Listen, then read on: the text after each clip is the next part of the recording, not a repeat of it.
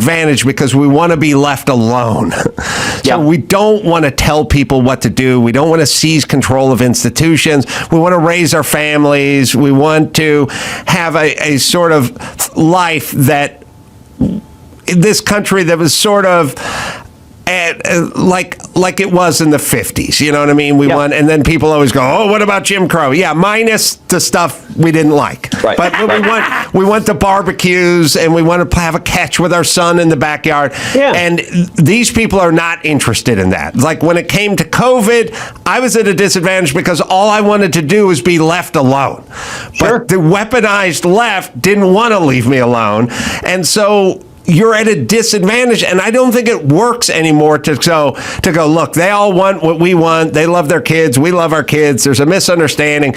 No, we need to get on the offensive now and go back at these crazies because they're not going to listen. They're basically Hamas, essentially. It's not enough. Just live and let live. Govern how you want to govern. No, you have to be eradicated at this point.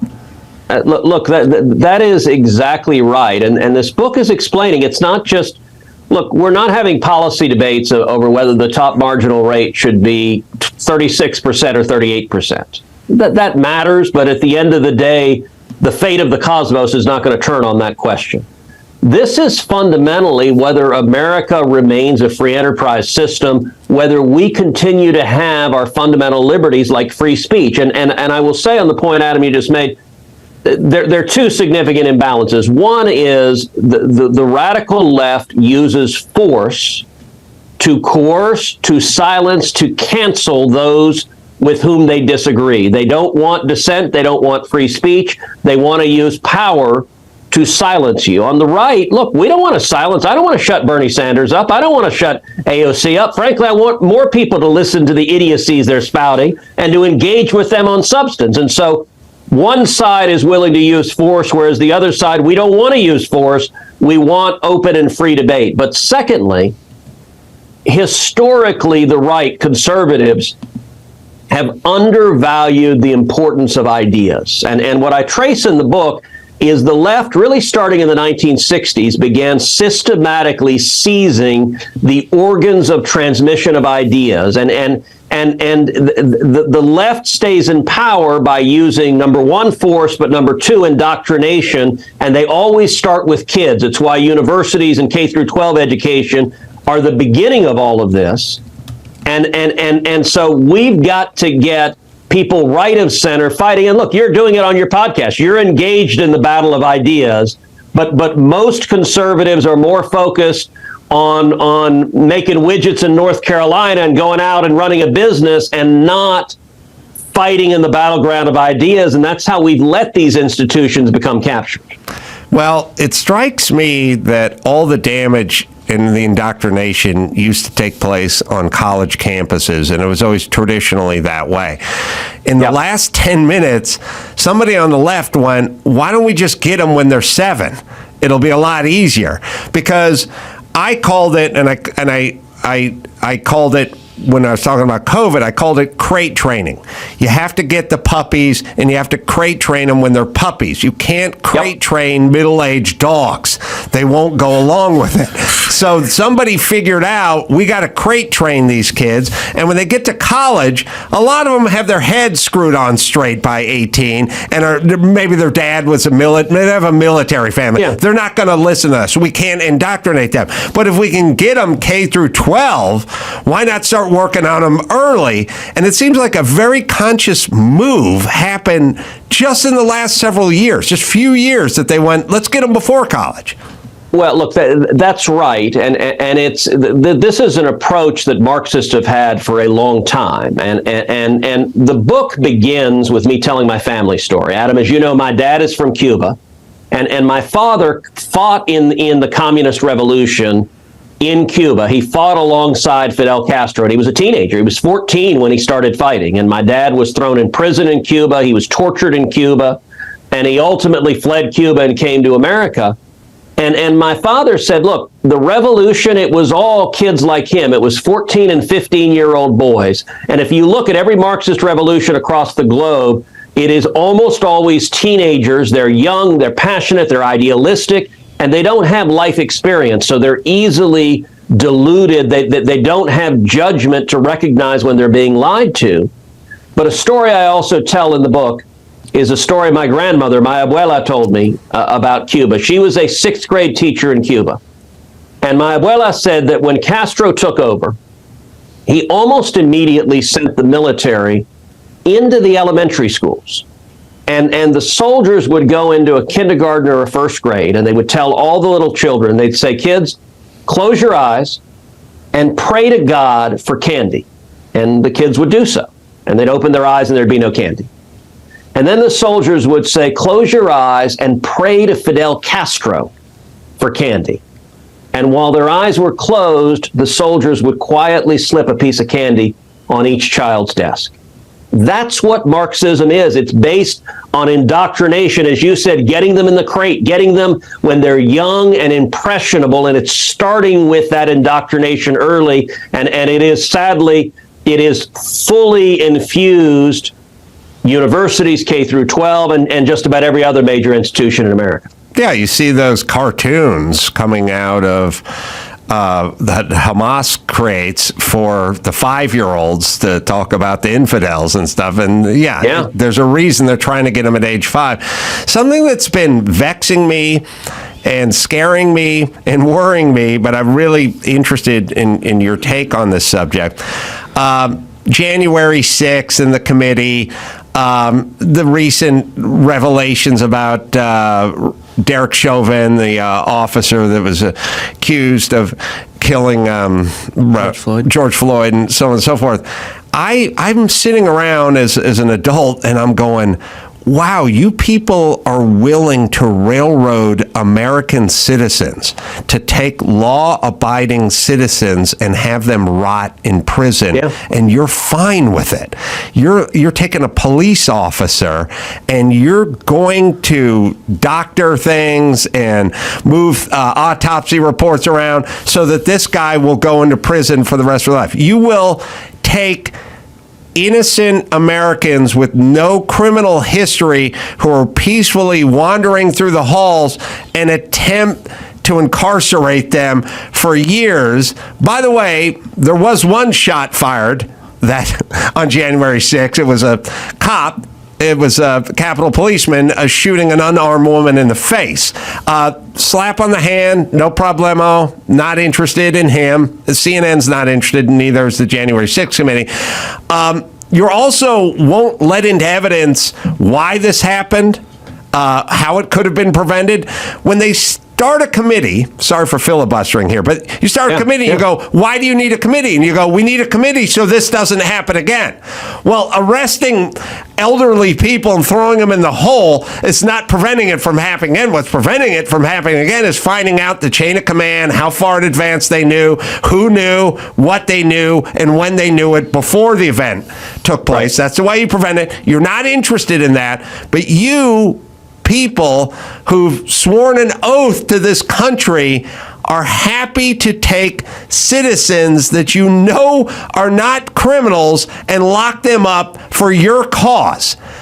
That is scary to me. Yeah, look, it is very scary, and it's a topic actually I discuss at considerable length in the book, talking about, in particular, the cultural Marxist in government. And January 6th, we've seen the Biden Justice Department use January 6th as an excuse to persecute their political enemies, to weaponize the Department of Justice and the FBI and law enforcement, and to go after those on the other side of the aisle. And they quickly conflate those who commit acts of violence. And in my view, if you commit an act of violence, if you assault a police officer, you ought to be prosecuted and go to jail.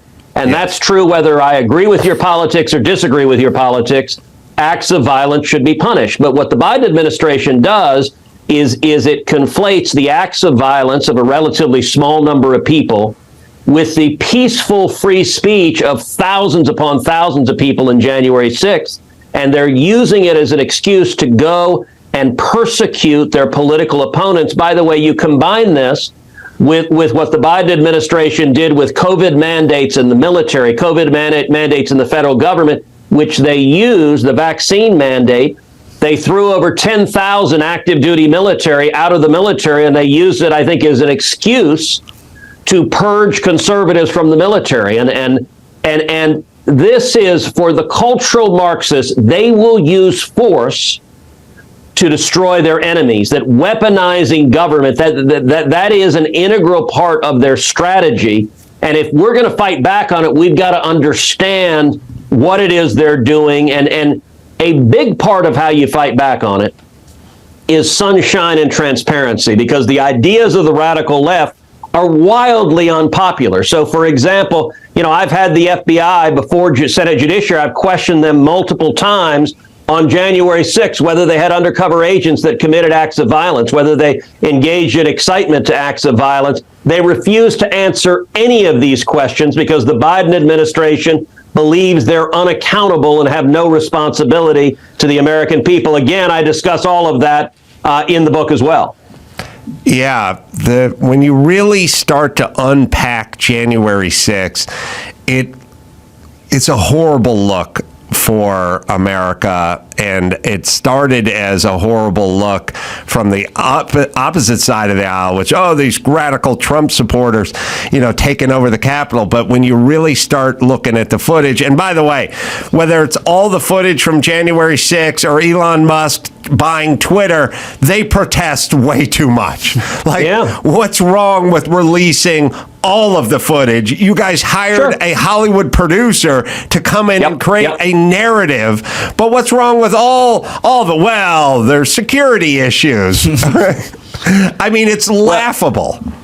Yeah, look, and Adam, actually, something you mentioned there, which is Elon Musk buying Twitter, that's something I discuss at great length on the Big Tech chapter.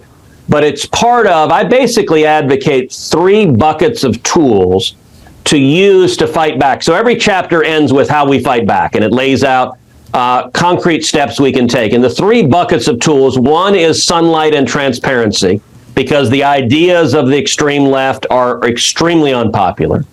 The second is changing the cost-benefit analysis, increasing the cost side of the ledger to going woke. So, for example, the chapter on big business, I do a deep dive into what happened at Disney and what happened at Bud Light and what happened at Target, all 3 of which lost billions and billions of dollars. And that changed the playing field for the next CEO contemplating going woke to realize, wow, there are real downsides to going down this road. We need to increase the cost side of the ledger. But the third bucket of tools, and you just referenced it, Adam, is I encourage conservatives and libertarians with resources, people who've been successful in business, to invest in either creating or buying organs of transmission of ideas. So buy a TV station, buy a radio station, buy a book publishing house, buy a movie studio, buy a record label. And the example I use is Elon Musk buying Twitter, the single most important step for free speech in decades.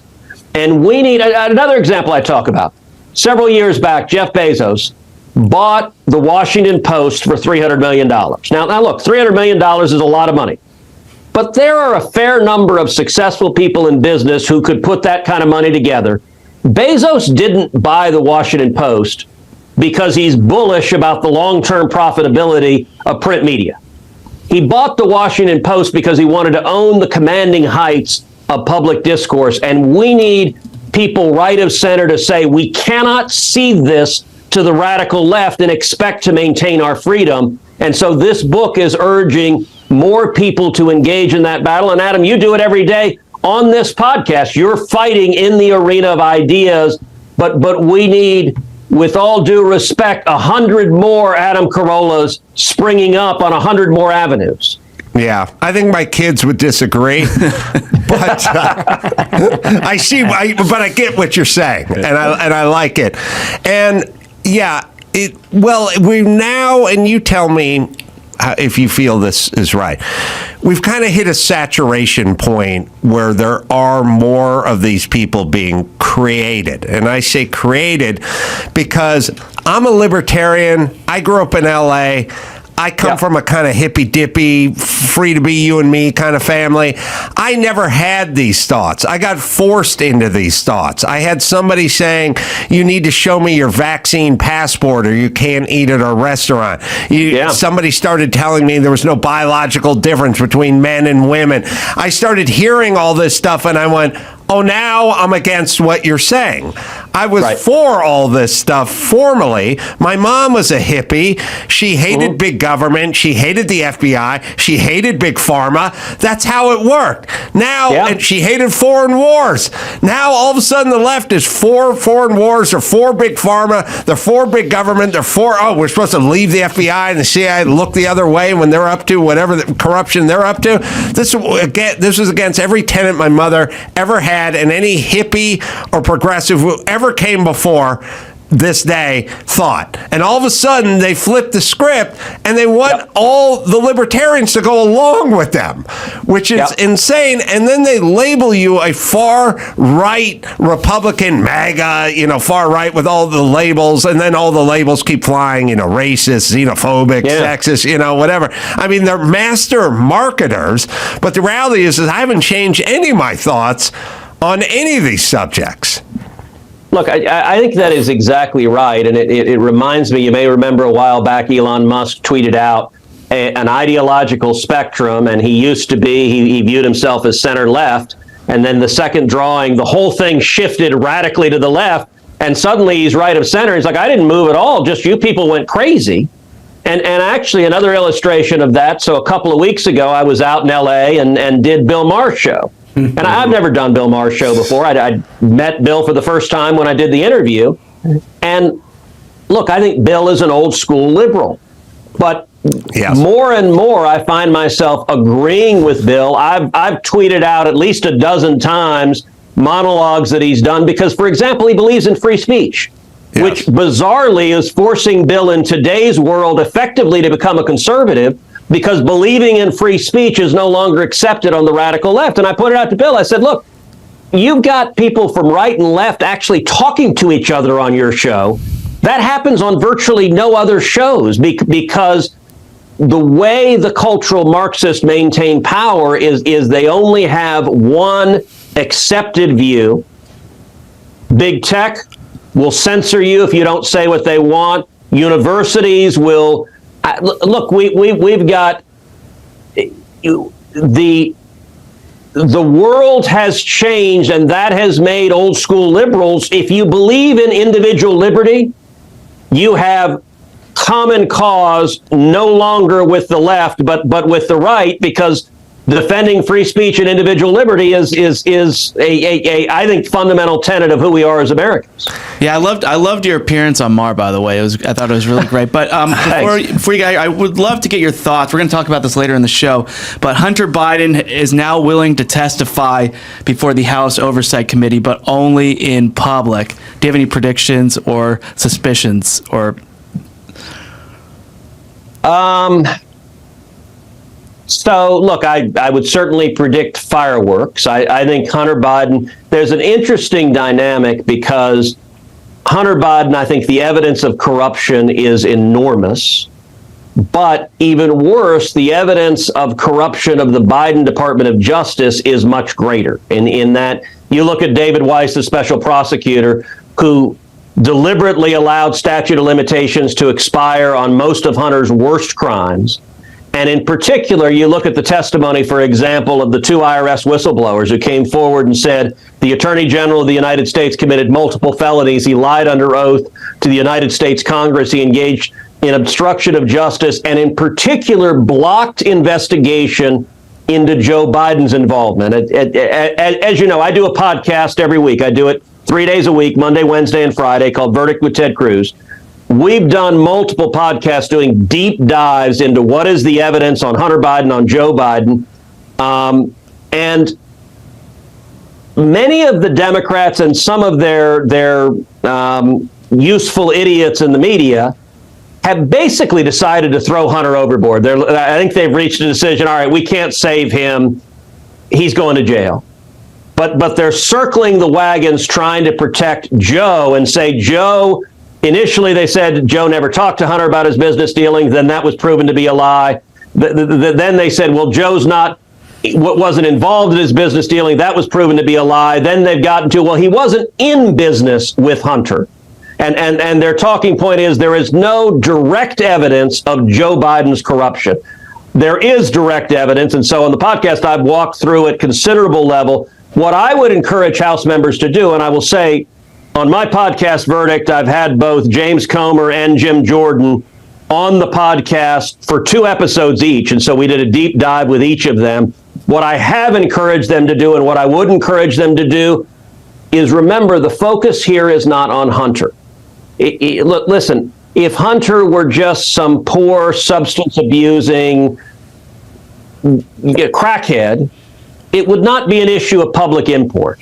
The reason this matters to the country is not because of Hunter. It matters because what Hunter was selling for millions and millions of dollars to Ukrainians and Russians and Chinese communists was favors from daddy. Hunter does not have skills that are worth millions of dollars to anybody. The only thing he had to sell were favors from daddy. And so I would encourage the House members, keep the focus on Joe Biden's corruption, and in particular, the evidence that Joe himself, there's now growing evidence that he effectively solicited and received bribes from foreign nationals. That's the issue of public concern, not Hunter's own personal demons. He's clearly a troubled soul, but it's daddy's conduct that is what I think matters to the country.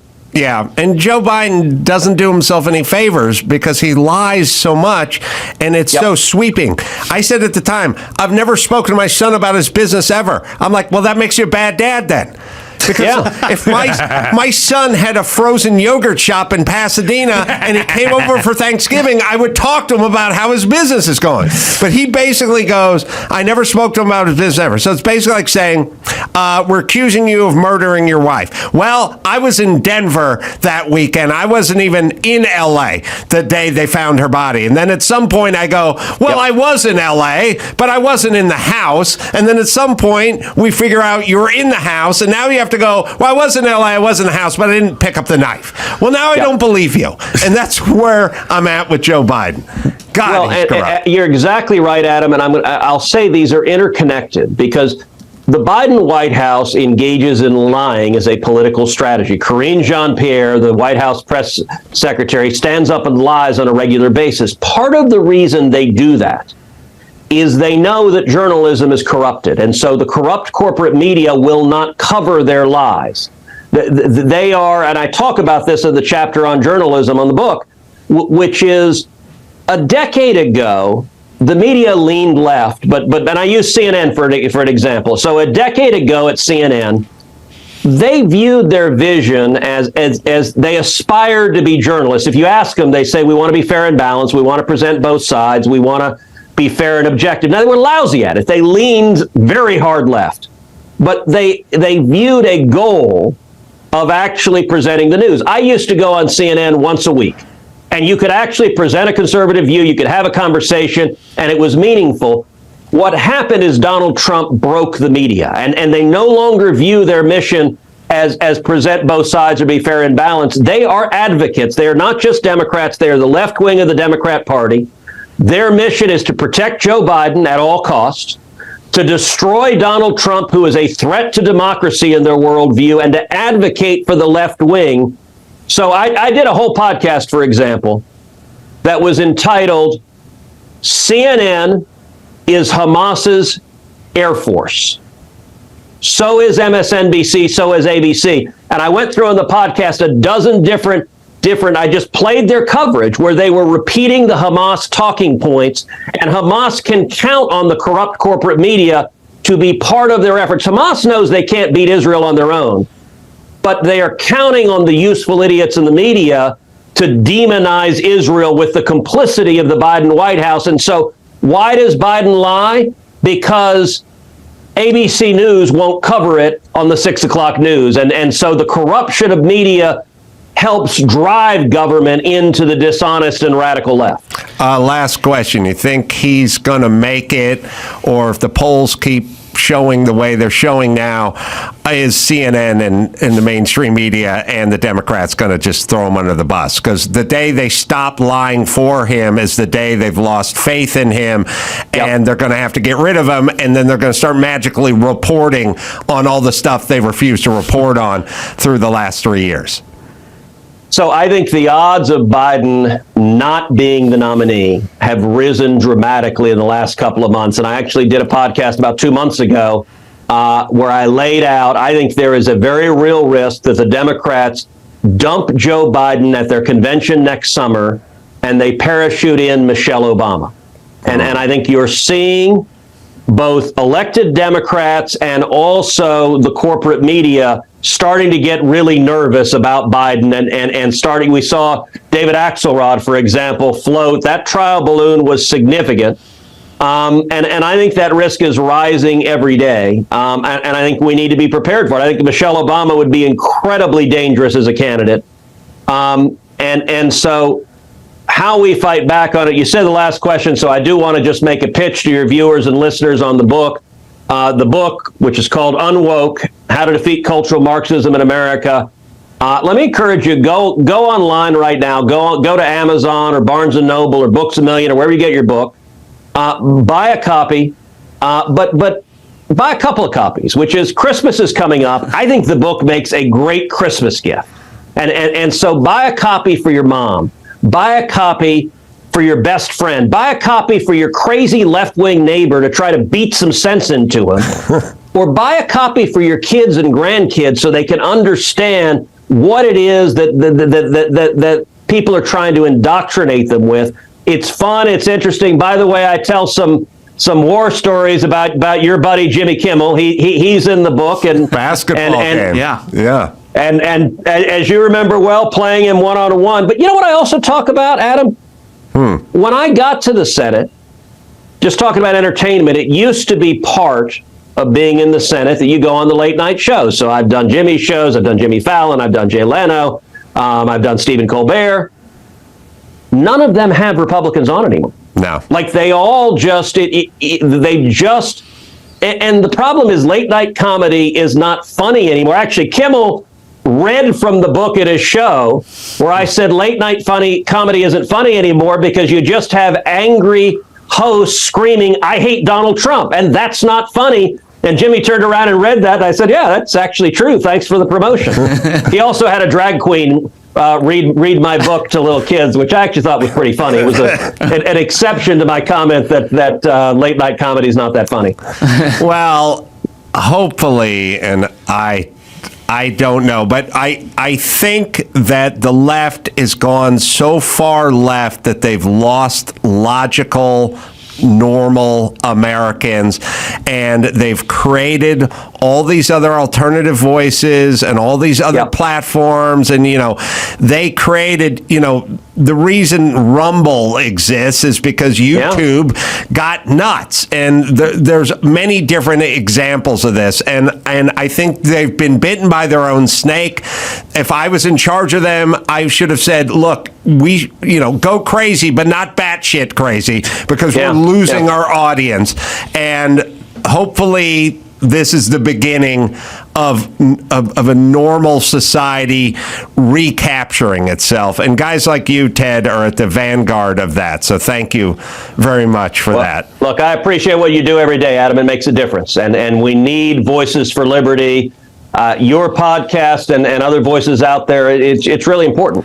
Well, we'll keep up the good fight. You keep it up as well, and you're welcome back anytime you like, Ted Cruz. I appreciate it. Thank you. Take care. Thank you, guys. Thank you very much. Thanks.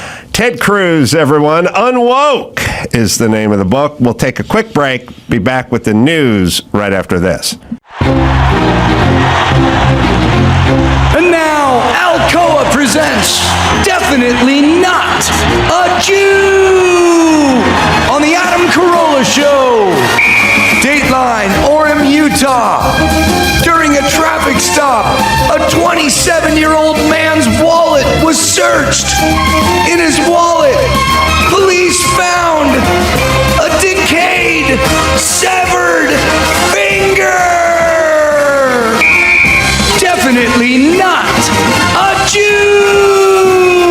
All right, Jim Brewer is hanging with us. We got the news to do, and we'll get into that with Chris Mexpad. What do you got? All right, so I mentioned this with Ted, but Hunter Biden willing to testify before the House Oversight Committee but only in public, according to a letter his attorney wrote to Republican lawmakers. Yeah. So, all right. What does that mean? He doesn't want to do it. Usually like it's they a do closed door He deposition. wants people to listen.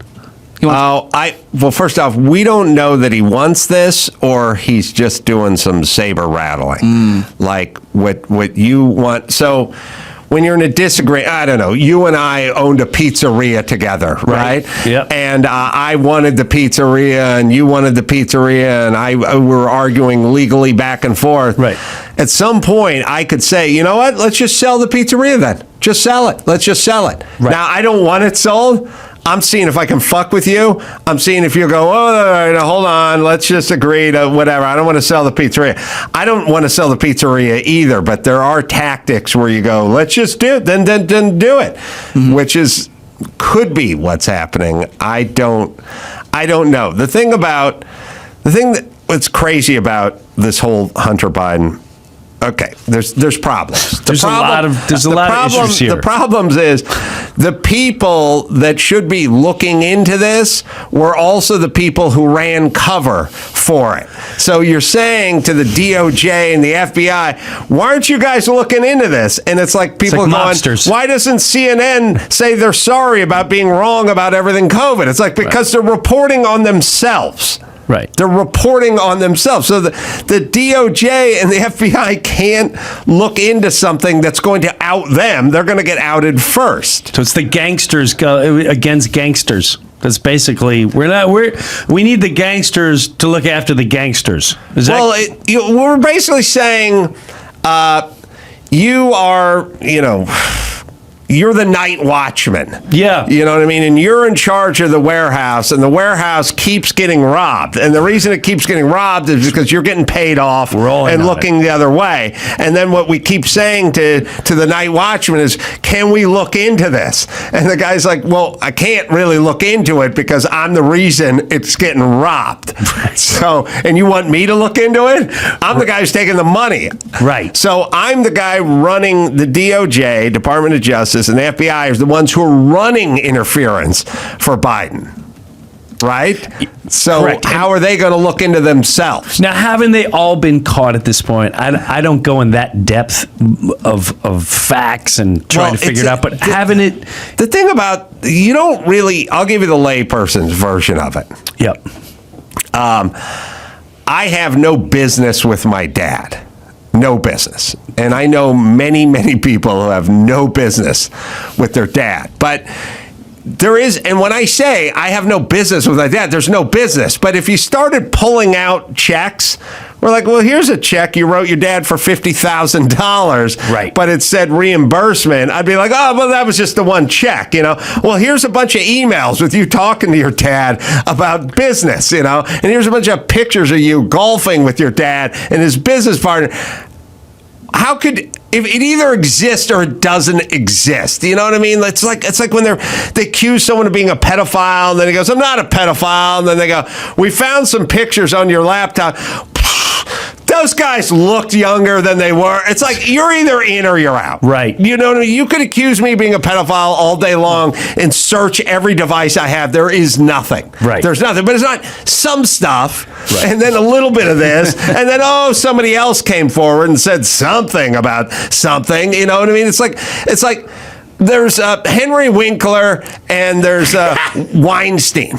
You know what I mean? And Henry Winkler, you can look all you want, but there's nothing there. And then there's Harvey Weinstein. It's like, well, maybe he was with Gavin Newsom's wife at some part. Maybe he did ask. Okay, he asked this actress to come up to his room and open the door with his dick when he's wearing a bathrobe. Like, do you think you could find any of that with Henry Winkler? Like, he doesn't do it. Right. He doesn't do it. Right. It doesn't exist. And then there's like, well, there's a little this and a little that. Yeah, he went to Ukraine on Air Force 2, and yeah, he got the prosecutor fired, and the guy was prosecuting Burisma, who was the company his son was into, but he's not. There's no direct link. Like, yeah, first off, that's what drives me nuts. There's no direct link because they're not dumb. They open up shell companies. They get their grandkids' name paid. Money goes through their brother. The brother reimburses him 10% of the whatever. 10% for the big guy. No, they're not. They're not taking pictures of them with pillowcases of cash being handed to them by Ukrainian officials. Right. They figured it out. They're not stupid. They're professional. They're professionals. They start shell companies. They do what criminals do. Professional criminals. Yes. And they're good at it. Right. But to say there's nothing to see here is insane. There's piles of documents to see. Don't you think, though, that most of the country that already knows this, they're well, first off, you got to think about it this way. Yeah. What does Hunter Biden do for a living? What skill does he possess? Like an artist. You can. He's a damn good one. Don't knock him. By the way, everyone makes fun of his art. Sold very well. I look at it and go, meh. Yeah, it's really an indictment on any modern artist, because this junkie just took a crazy straw and finger paints and does what you do. Like he literally, you can take a look at Hunter Biden's paintings and put it up against any modern artist, and I'd go that they're the same. He's right there. He's right there. He's neck and neck. You keep up, yeah. Yeah, but okay. Look, if you're accusing, you can accuse the Trump kids for doing shit. Like they're dealing with Russia. Okay, but they're trying to open a hotel in Russia. A big difference. They do something. Legitimate business. Well, and you can go, yeah, but in Russia, you got to pay off the right guys, and they know the game and stuff. And you go, yeah, okay. I'm not saying they don't do that. That's how you got to get along in Russia. Fine, but they have a business. Hunter Biden doesn't have a business. You got to pay off everybody, no matter where you build a business. Yes. Period. Okay, so first things first, Hunter Biden possesses no tangible talent or skills and has no widgets he's selling and no expertise. So, number one, go ahead and be suspicious. Why would this guy get jobs in Ukraine, of all places, working for energy companies, of all places, if his dad wasn't his dad? So, it's already pay for play just already. The fact that they hired him makes Joe Biden guilty, is what I'm saying. But then the money started flowing to Joe Biden. His business partners said it. There's documents. There's canceled checks. Now, they're not stupid. His brother doesn't write him a check for $200,000 and then write at the bottom for the Ukraine energy company. He writes reimbursement. That's what you write. Right. That's what's going on. Right. And the people that are like, oh, come on, there's nothing here. Oh, there's a lot. Right. There's a ton. The only reason they say that is because they're still on the Trump derangement. Yeah, I get it. That is. Now, it all does go back to that. They look at themselves. It's insane. They look at themselves as the French resistance. And would it be okay if you're in France and it was being occupied by Nazis? Look, did you see Hogan's Heroes? Yeah. They were very deceptive. They had like a coffee pot, but it was a speaker. Right. You know, they had a stovetop. It was a periscope. Right. They had a tunnel going on. All very deceptive. Yeah. Very deceptive. But they were doing it for a reason. You agreed with it. The Nazis were horrible, and so we defend them. Right. That's what's going on, minus the Nazi. Except for you've labeled him a Nazi, which then makes it possible for you to do what you do. Yes. That's where we're living. All right. Well, anyway, the public deposition will be on December 13th. I don't know what the angle is, but yeah. It's interesting. It's curious. Now, Ted's right. They got to stick with, forget about, and by the way, forget about it. He's he's the son of a politician who's making money off his dad. His dad's the president. There's a bigger picture. Yeah. All right. So some weird stuff going on in sports journalism. First off, this is already funny. Yeah. So Sports Illustrated is being accused of using AI to write their articles, and then also the authors on the website are AI generated with AI pictures. Wow. Yeah, so this website Futurism, they did this investigation and they alleged that all this was happening. So Sports Illustrated released a statement saying, "We are horrified by this story. If true, these practices violate everything we believe about journalism. We deplore being associated with something so disrespectful to our readers." So they're looking into it too, because they're using other like parent groups that have hired third-party groups to write their articles and things like that. So, but boiling it down, it may all be AI writing Sports Illustrated stuff. Who reads Sports Illustrated anymore, or the USA Today, or the Times, or New York Times? Like, I wouldn't bother. It's all so fucking woke and fucked up now. I don't even bother with it. Like, you started putting dudes in your swimsuit edition. You start putting fat chicks in your swimsuit. It's like, we're done. Yeah. You have Bookmark deleted. Yes, gone. Not interested. That's a good point. Anyone, no one's interested in that anymore. No. Well, No one pays attention to that. Well, there's another. So Deadspin also wrote a sports article. Oh yeah, this is funny. Yeah, and this is a guy named Karen J. Phillips. He said the article is, "The NFL needs to speak out against the Kansas City Chiefs fan in blackface and a native headdress." Right. And then they posted the picture, which we'll put up here. Yeah. Well, not this one, but They always do. See, Chris, Kids wearing the colors. How do you like being on this side of the glass? They always put the wrong. They always do the wrong picture. Yeah, he put the reveal picture There it up. is. Right. Yeah. So There you you right. go. They And then start off with that They put this picture. picture up, and it shows the side profile of this kid in native headdress, and yeah, his face is painted black. Mm-hmm. But then people were quick to point out, wait, actually his face is painted half red, half black, the Chiefs colors. Yes. And so Elon Musk even was ripping this guy for doing it. But like, now people are arguing about this still. Like, he's even doubling down, the writer. They always double down. He's like- that's Jussie Smollett sticking with his story. Yeah, it's like, look, for the idiots in my this is the writer. For the idiots in my mentions who are treating this as some harmless act because the other side of his face is painted red, Oh, I could God. make the argument that it makes it even worse. Oh God. Yeah, and he says you're all the ones who hate Mexicans but wear sombreros on Cinco. And yeah, I don't even know what does that mean? I don't even know, but Okay. he's He's a shitty writer. He is, That's but his example. He's a clickbaiter. Yeah. And people are saying, look, it's still offensive because he's painted himself as a Native American. First off, I reject all of this all the time. Number one, first things, there's literally more race hustlers than there is actual racism in this country at this Agreed. point. There's more people getting paid hustling race than there are actual Klansmen in this country. I'll bet if you took all the assholes online that are out hustling with race, Derek Chauvin and whatever Catholic, Covington Catholic, Yeah. and Kyle Rittenhouse. If you took all the hustlers, and by the way, I would include the ladies from The View as hustlers. They are major hustlers. There's they may five. be the top dogs. Most people on CNN. Yes. You would, if you took all the people online who had their blog posts and their podcasts and stuff, you would outnumber the actual members of the Klan. I agree.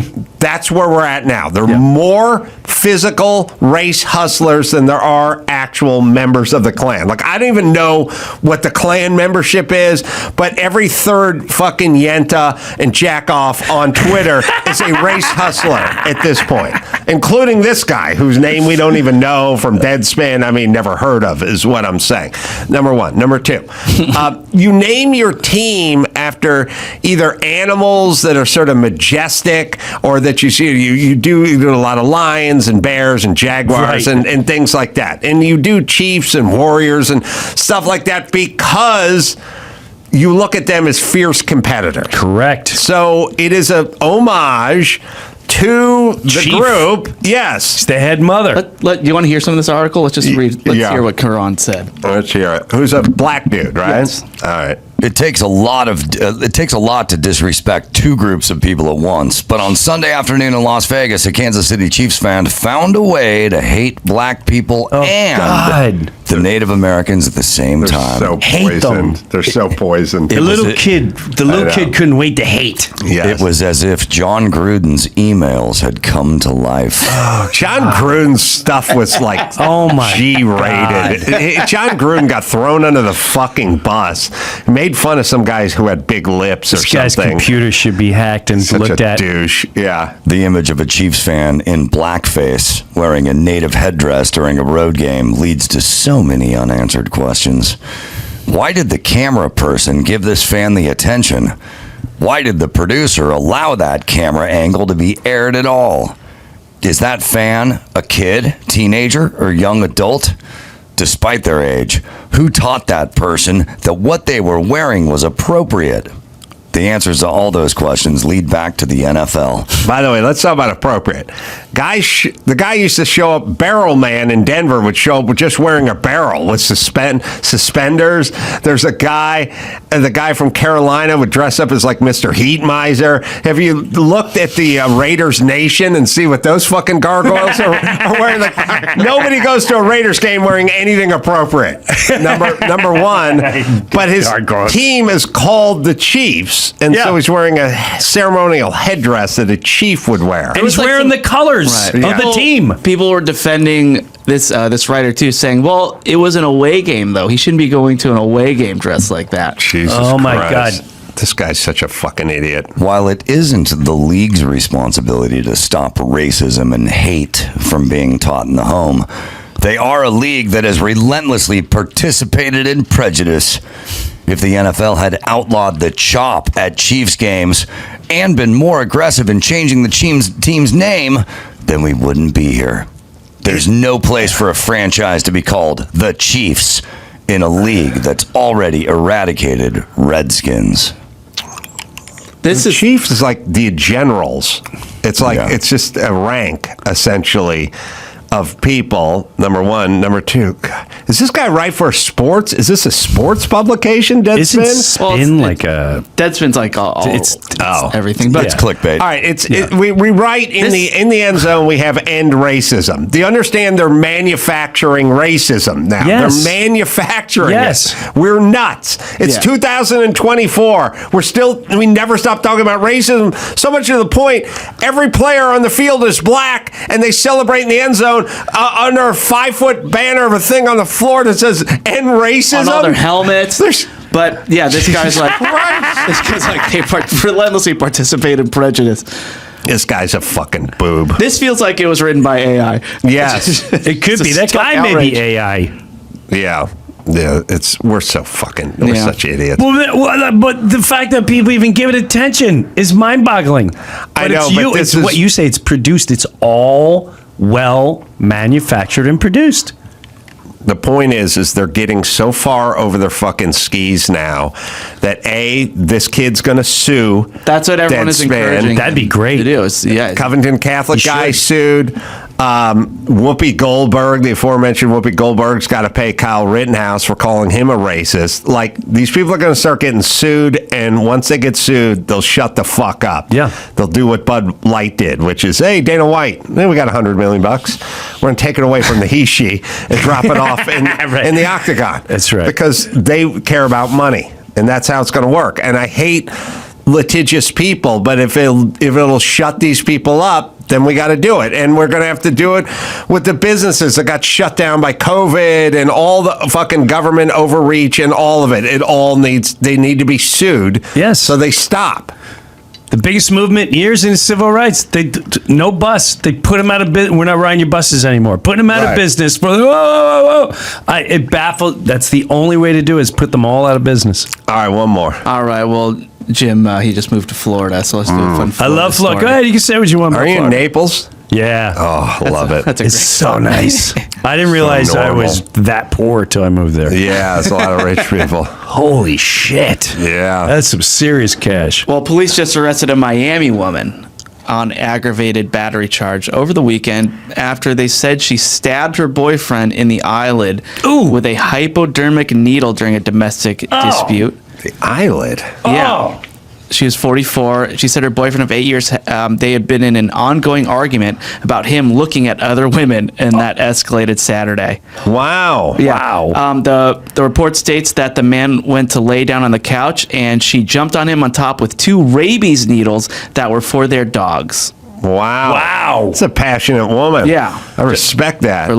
She What? She doesn't look anything like I would have thought she was going to look. I thought it was like a petite Jewish lady. I know.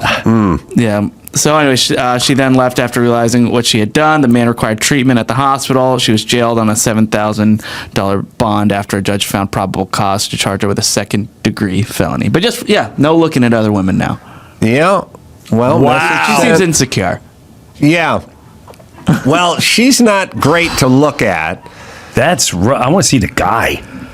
Yeah, he wants to see the guy in the mirror, he just wants too. to see. He Can't see anything. He can't see anything. I'd always remind. I remember what old Woody Allen movie. I don't know why. I think about it every once in a while where someone goes, "His guy, he got shot in the eye," and Woody Allen goes, "Oh, so he can't see?" And he goes, "No, he's dead." And he goes, "Oh yeah, right." I don't know why that cracked me up. All right, well, we'll go out on a happy note. Woof. Jim Brewer's got a stand-up special, Country Boy Will Survive, by Jim Brewer. It's available on Rumble and YouTube. And Ted Cruz, Unwoke, How to Defeat the Cultural Marxism in America as well.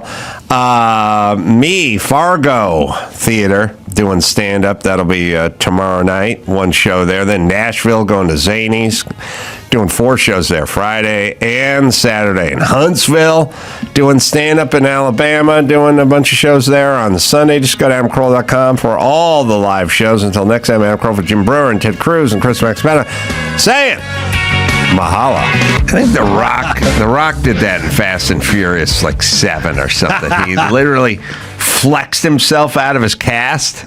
Yeah. He just went, and I'm like, all right, but you're supposed to have that on for another 9 weeks. You're okay now? Yes, I am. Yeah. I flex myself out. Mm-hmm. All right, what's going on? In the news, New York City jury found Daniel Penny not guilty Monday of criminally negligent homicide in the choking death of Subway performer Jordan Neely. Yeah. So I was thinking about this story, and I was thinking back on a movie that nobody's seen, but you should, which is Earthquake. You ever see the movie Earthquake? Yes, I did. Yes. The Rock was in that one? Different one? San Andreas. Oh, my bad, yeah. Now, the San Andreas fault causes the earthquake. My mistake, yeah. No, I'm talking 1970s Chuck Heston. I caught a part of it, yes. When I was a kid, I watched it in reruns. I did like that movie. You got to see Chuck like Charlton Heston. Yeah, he's really almost as Heston-y-esque in this movie. And in this movie, and it's an Irwin Allen thing, and it's a big disaster thing, and it was great. Yeah. I loved it.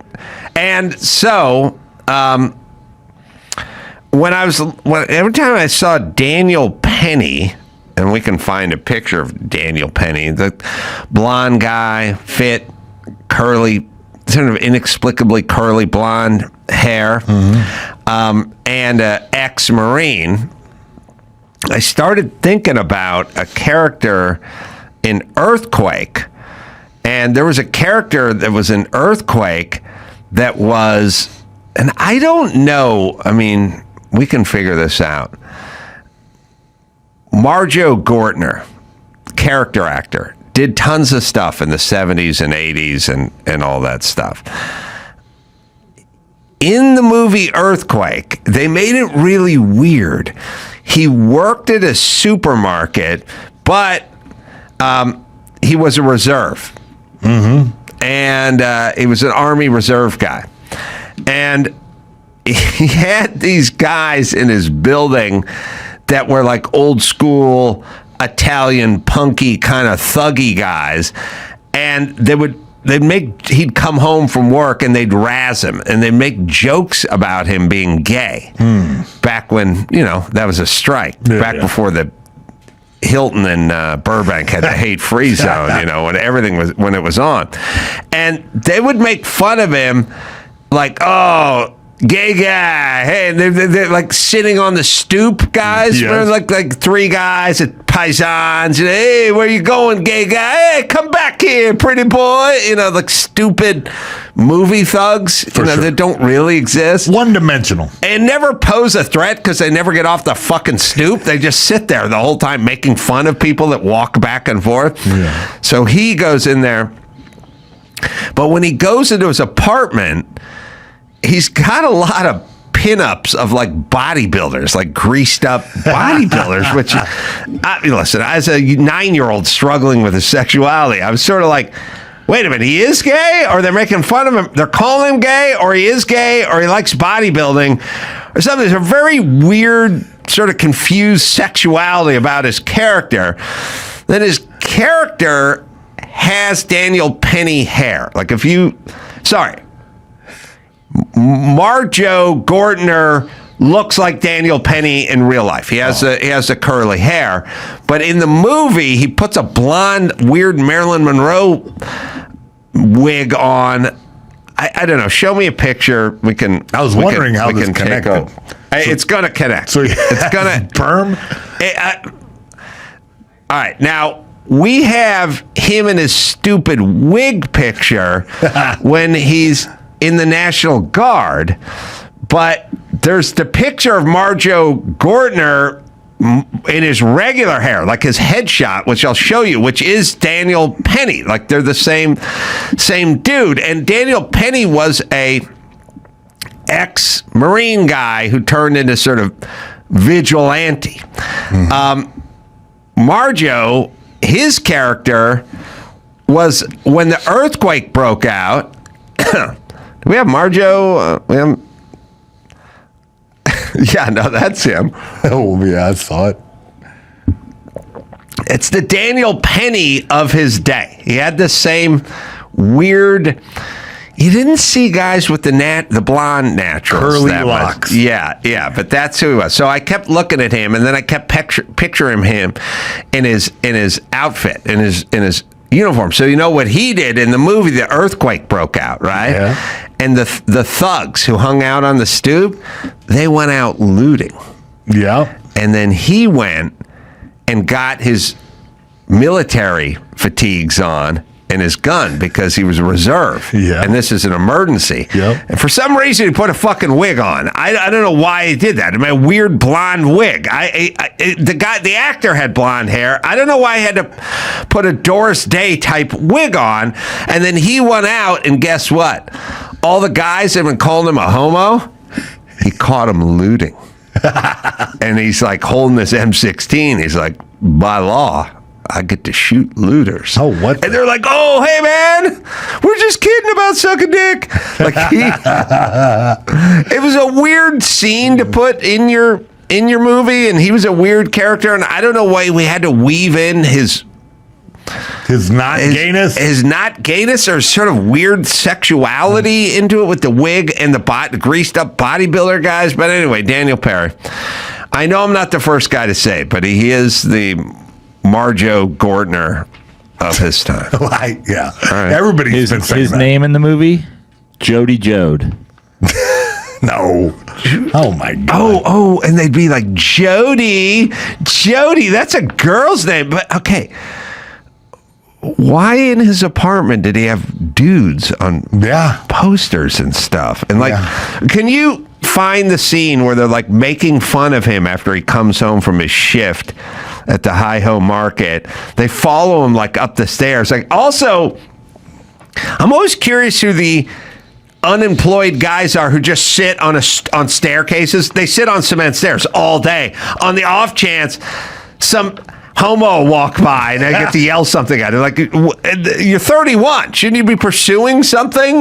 It's a weekday. You got to work, right? Like, why? In the hood, that's like a normal thing. I've seen it. That's in the hood. These are white guys. We're better than that.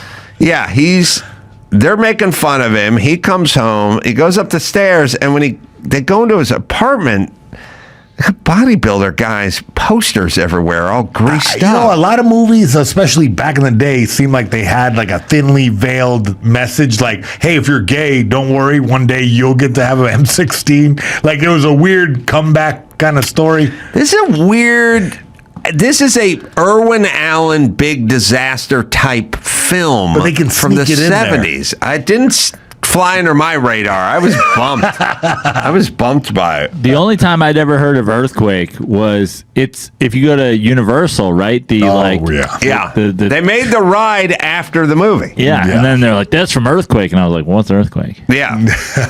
Does that scene exist anywhere? We're trying to find it. It's probably toward the middle of the film. They had a bunch of vignettes going on. He worked at the supermarket and for some reason would put a blonde wig on over his blonde hair before he reported to his military duty. But all right, they found him not guilty. Yeah, Daniel Penny was found not guilty. You know, Good. he was sued at the same time as, by the victim or, the victim's father. Yeah, the one who put a abandoned him and let him chokehold- live on the fucking subway and do drugs all day. Exactly, and yeah. terrorize people. Good And, dad. and Good dad. my connection with this is the K2, which is spice, which is synthetic cannabinoid. It's like weed, only in that it kind of is like a cannabinoid, but it puts you into outer space. That's It what he makes was you on. Disassociate. It makes you disconnect with reality. Yeah, but he was a harness homeless guy. Look, as I said to Gavin Newsom where you sat many years ago, it's all drugs, it's all mental problems and drugs. They previously housed, and we need to build more shelters, and we need more outreach programs. These guys are hardcore drug addicts who are out of their fucking mind. That's the problem. That's who sleeps outdoors. That's who you're dealing with. So fucking get used to it, admit it, and deal with it. And calling them previously housed does not help. Calling them current junkies is the way to go. This guy was fucking out of his mind. He needed help. And he was schizophrenic, I think. Yeah, that schizophrenia can be a byproduct of this K2. I've seen it myself, where people start off pretty normal and then they smoke that stuff, and it brings out the mental illness worse. Yeah. Anyway, if these guys are going to run around the subway yelling, "I'm going to kill people and I don't care if I die today," there's shit's going to happen. Yeah. Yeah. Very But I dangerous, appreciate the politicized DA. who's Yeah, and trying to the make a interesting case. part is I looked into all this even deeper, and the way that different news outlets are covering it, like you said, CBS was covering it like, oh, this unhoused person. He's a Michael Jackson impersonator. I know. I love the euphemisms. I love when the fucking racist from Black Lives Matter's like, so for the crime of dancing on a subway? No, he was saying for the crime of threatening everyone on the subway's life. scaring everyone. That's and what you did. Not for being loud. Not for being loud. No. You're loud. Saying people. I can be loud. I'm going to kill you. No, not for being loud. For telling people you're going to kill them when there's kids and women. And then on the Fox subway. covered the point that in the courtroom after the verdict was read, that the BLM protesters kind of threatened the people who were clapping in happiness. And fuck BLM. They're done. The BLM's done. Like COVID masks are done.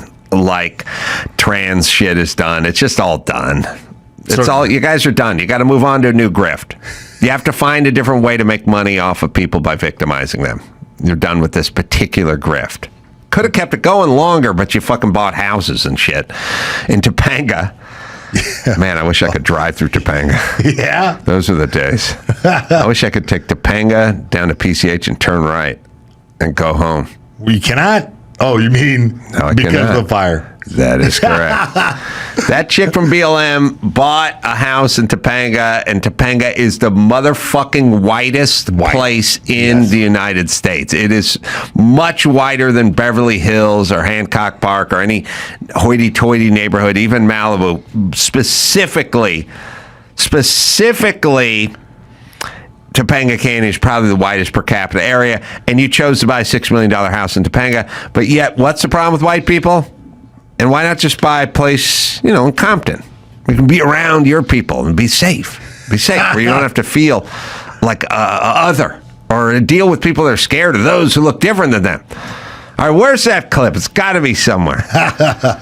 Pulling down the whole movie from Amazon, which is the only place it's available. Okay. We'll put it on your screen when we got it. It's powerful. It's powerful. All right, so good for him. Yeah. I think he's going to get an endorsement with MyPillow. I think Mike Lindell's going to fucking sign that guy up. Step up. Step up and give him a pillow deal. Maybe his own signature choke-out pillow. That's really dark. These guys, they're going to do something, right? So He will probably be able to sue the city of New York because the judge got over his skis and made a bad call once they came back, like hung on something. He gave him some instructions. yeah, that was were the interesting part. Yeah. Yeah, it's interesting when judges and DAs try to railroad taxpayers and Americans into jails for when they start bending the law to get innocent people incarcerated. That seems a little weird, but I guess it's what they do. But yeah, he'll probably have a lawsuit against Alvin Bragg in New York and the judge, because the judge gave instructions and then went against his own instructions and sort of made it up as he went along. All right, good. He's out. It's good. And then his parents are going to sue Daniel Penny, although Daniel Penny doesn't. It's right in the name. It doesn't seem like he has. He doesn't have much. Yeah. It's strange. Yeah. The whole thing. And also, I don't know. I guess everyone can just sue everyone now. But if your kid's on synthetic marijuana and running through the subway threatening people, and also, I don't know, punched some woman in the back of the head and got arrested before that, and then got detained, and then got put to a rehab center, and then left the rehab center. I don't know. Maybe that's on the family. That's all. All right. Yeah. All right. Sarah Silverman. Sarah Silverman. She says she's become less political because no one wants to hear from celebrities anymore. Yeah, she was. I like that Hollywood has figured out that no one wants to fucking hear from their preachy asses anymore. I love that. I like Sarah, but yeah, Hollywood, shut up and listen to me. Yeah, she previously was very involved in politics, as you know. Well, she liked Bernie Sanders, so she clearly didn't know what she was doing. It seemed like back then, everyone liked Bernie Sanders. Rogan had him on. It was like a big kind of cultural revolution. He's a fucking communist retard who's never worked a day in his life and was thrown off a kibbutz for being too fucking lazy. So fuck Bernie Sanders. But look, if you want to destroy the country, then listen to Bernie Sanders. If you don't want to destroy the country, then don't listen to him. He's a fucking preachy old sack of shit. Other than that, I don't have an issue with him, but I just mean, can we get over our shit? He's a fucking communist. He's a fucking communist who wants some version of that brought here, which will destroy our economy and our country. So fuck you if you support Bernie Sanders. I know you think it's cool. You got your Che Guevara shirt. Yeah, cool. Yeah. It's cool. It's all cool until you have to fucking live under the thumb of this asshole.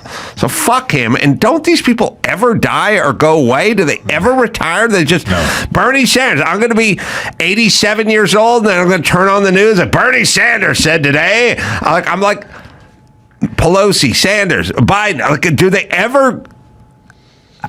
You understand? Since we were in high school, it's been Bernie Sanders and Pelosi and Biden. It's like they're just there. I know. Yeah, they're just like fixtures. It's weird. Yeah. Does anyone age out? Does anyone retire? I think people are now caring about politics more and like getting involved more, but like, because people don't really give a shit about politics, certain people get to harness power and then just float in the background of society, being part of, oh yeah, that's them. They're making money off the stocks, and they're, you know. Bernie Sanders is cool if you're rebellious and you're an artist and you don't fucking know anything. But if you really just go, what would this society be if Bernie Sanders had a magic wand and we all lived in it? It would fucking suck. So fuck that guy. And also, what's he done? What jobs has he created? He's constantly worried about this guy. This guy makes all this money. He pays less taxes. Elon Musk does. Hey, Bernie, what have you done? What jobs have you created? What innovation? Or you sat on your fat ass and complained for the last fucking 50 years while exalting the virtues of Russia? How about you shut the fuck up and create something? Start a business. Employ somebody. Pay for something other than your own shit or your second house, you fucking asshole. Ooh. Here we Marjo go, baby. Gortner. We're waiting for earthquake. He's coming back.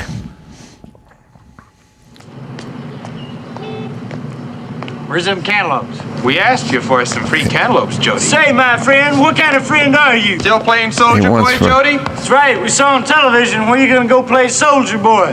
Say. All right, hold on a second. Wait, First, I didn't hear any gay slurs. These guys have Down syndrome. Hold on.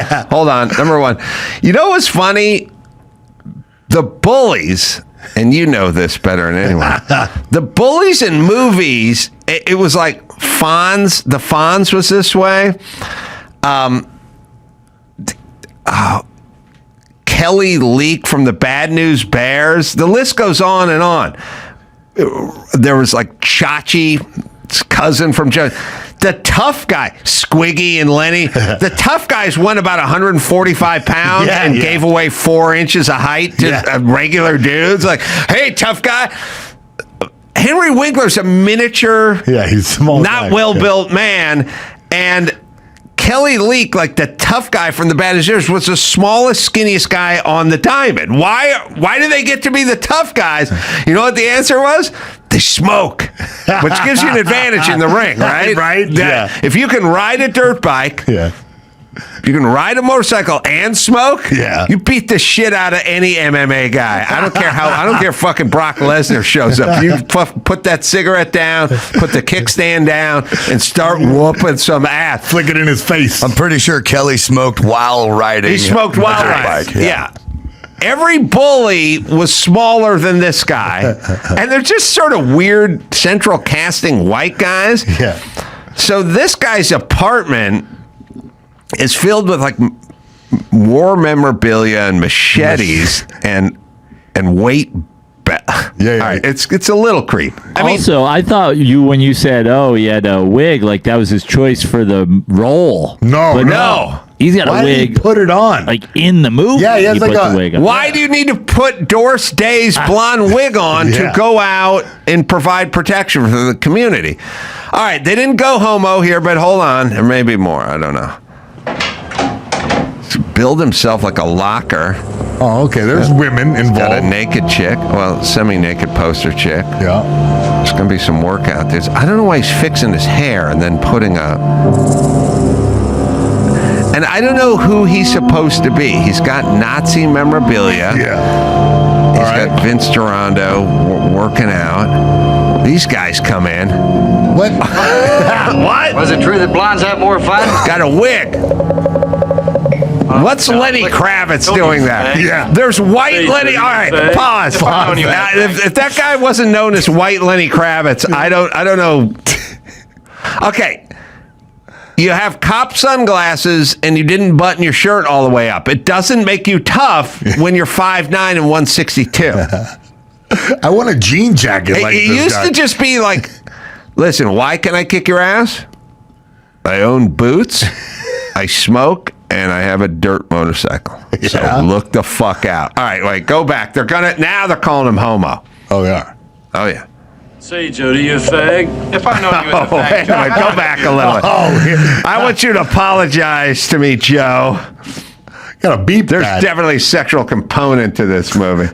Yeah, you said he didn't say anything. I asked for the slur, and he gave the slur. There we My go. bad. Sorry. And I told you he was a fag. Wait, go back a little bit. All right, there we go. Sorry. Was it true that blondes have more fun?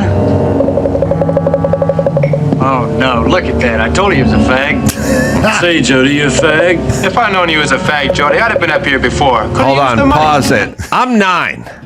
Yeah. I'm sitting at the El Portal Theater in North Hollywood going, I thought this movie about earthquakes. What the fuck's going on? Why are you scrambling my sexuality with this sea story that's going on here? There's supposed to be buildings collapsing and people falling into ravines. I know. That's a weird sexual Jody with the blonde wig and pictures of bodybuilders and guys dropping F-bombs everywhere. What's going on in the middle of this film here? From 74 or something? Yeah. I was 9 years old watching this shit, getting my brain scrambled. All right, sorry. Run it back. You got to run it back about 30 seconds. Let's see. All right, I'll let it run through. That's good. So they're in his creepy apartment. You guys all gonna watch this film now, right? Yeah, definitely. Watch this film. Why does he have to put the wig on? Was it true that blondes have more fun? And why does he leave his door wide open when he's got these goons wandering the halls? Say, Jody, you fag? If I'd known you was a fag, Jody, I'd have been up here before. Could have used the money.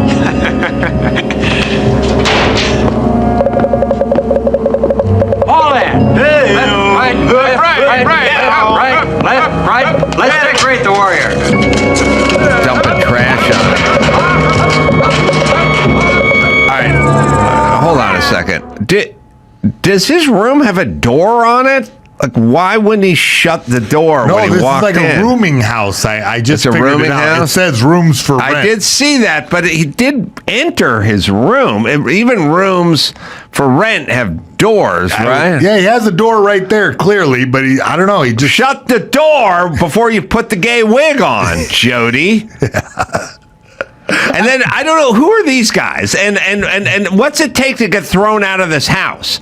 You know what I mean? It's got to be some protocols. Like, hey, you can't throw trash at the other renters and call them fag every 10 seconds. That's sorry. And the one guy who says he could make some money if he only knew. Yeah, what is he that. talking about?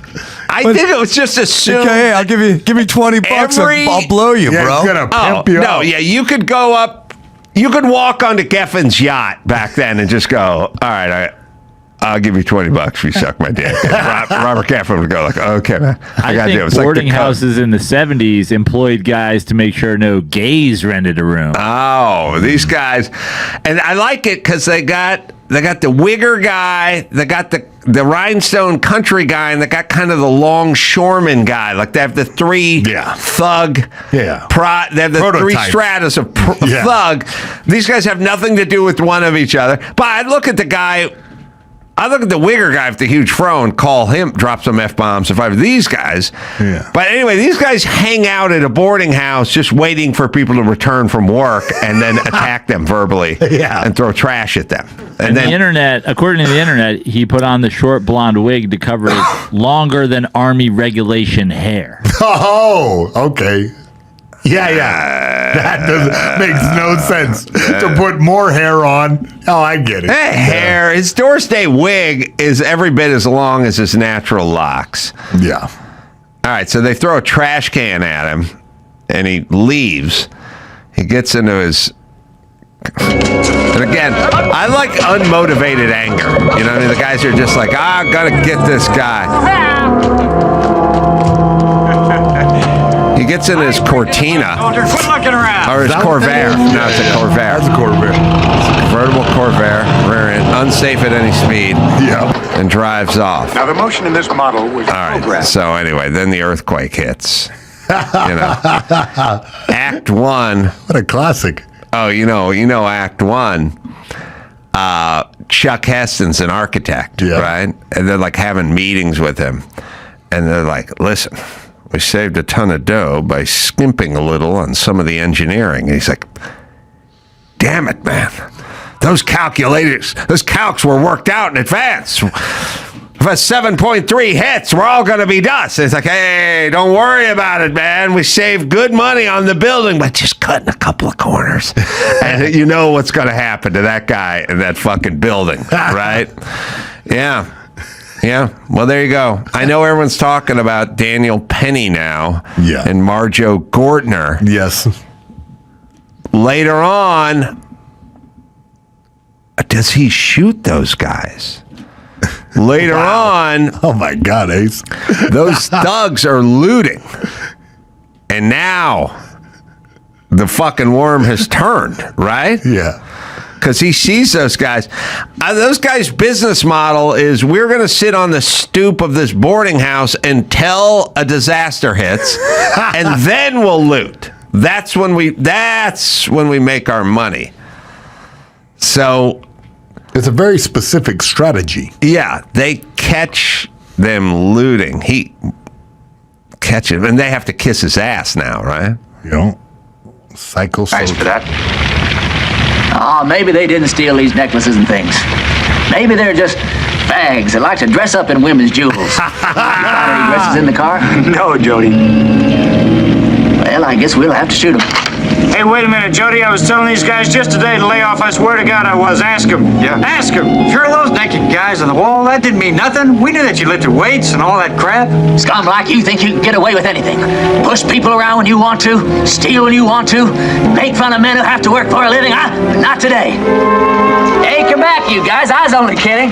Hey, don't do that, man.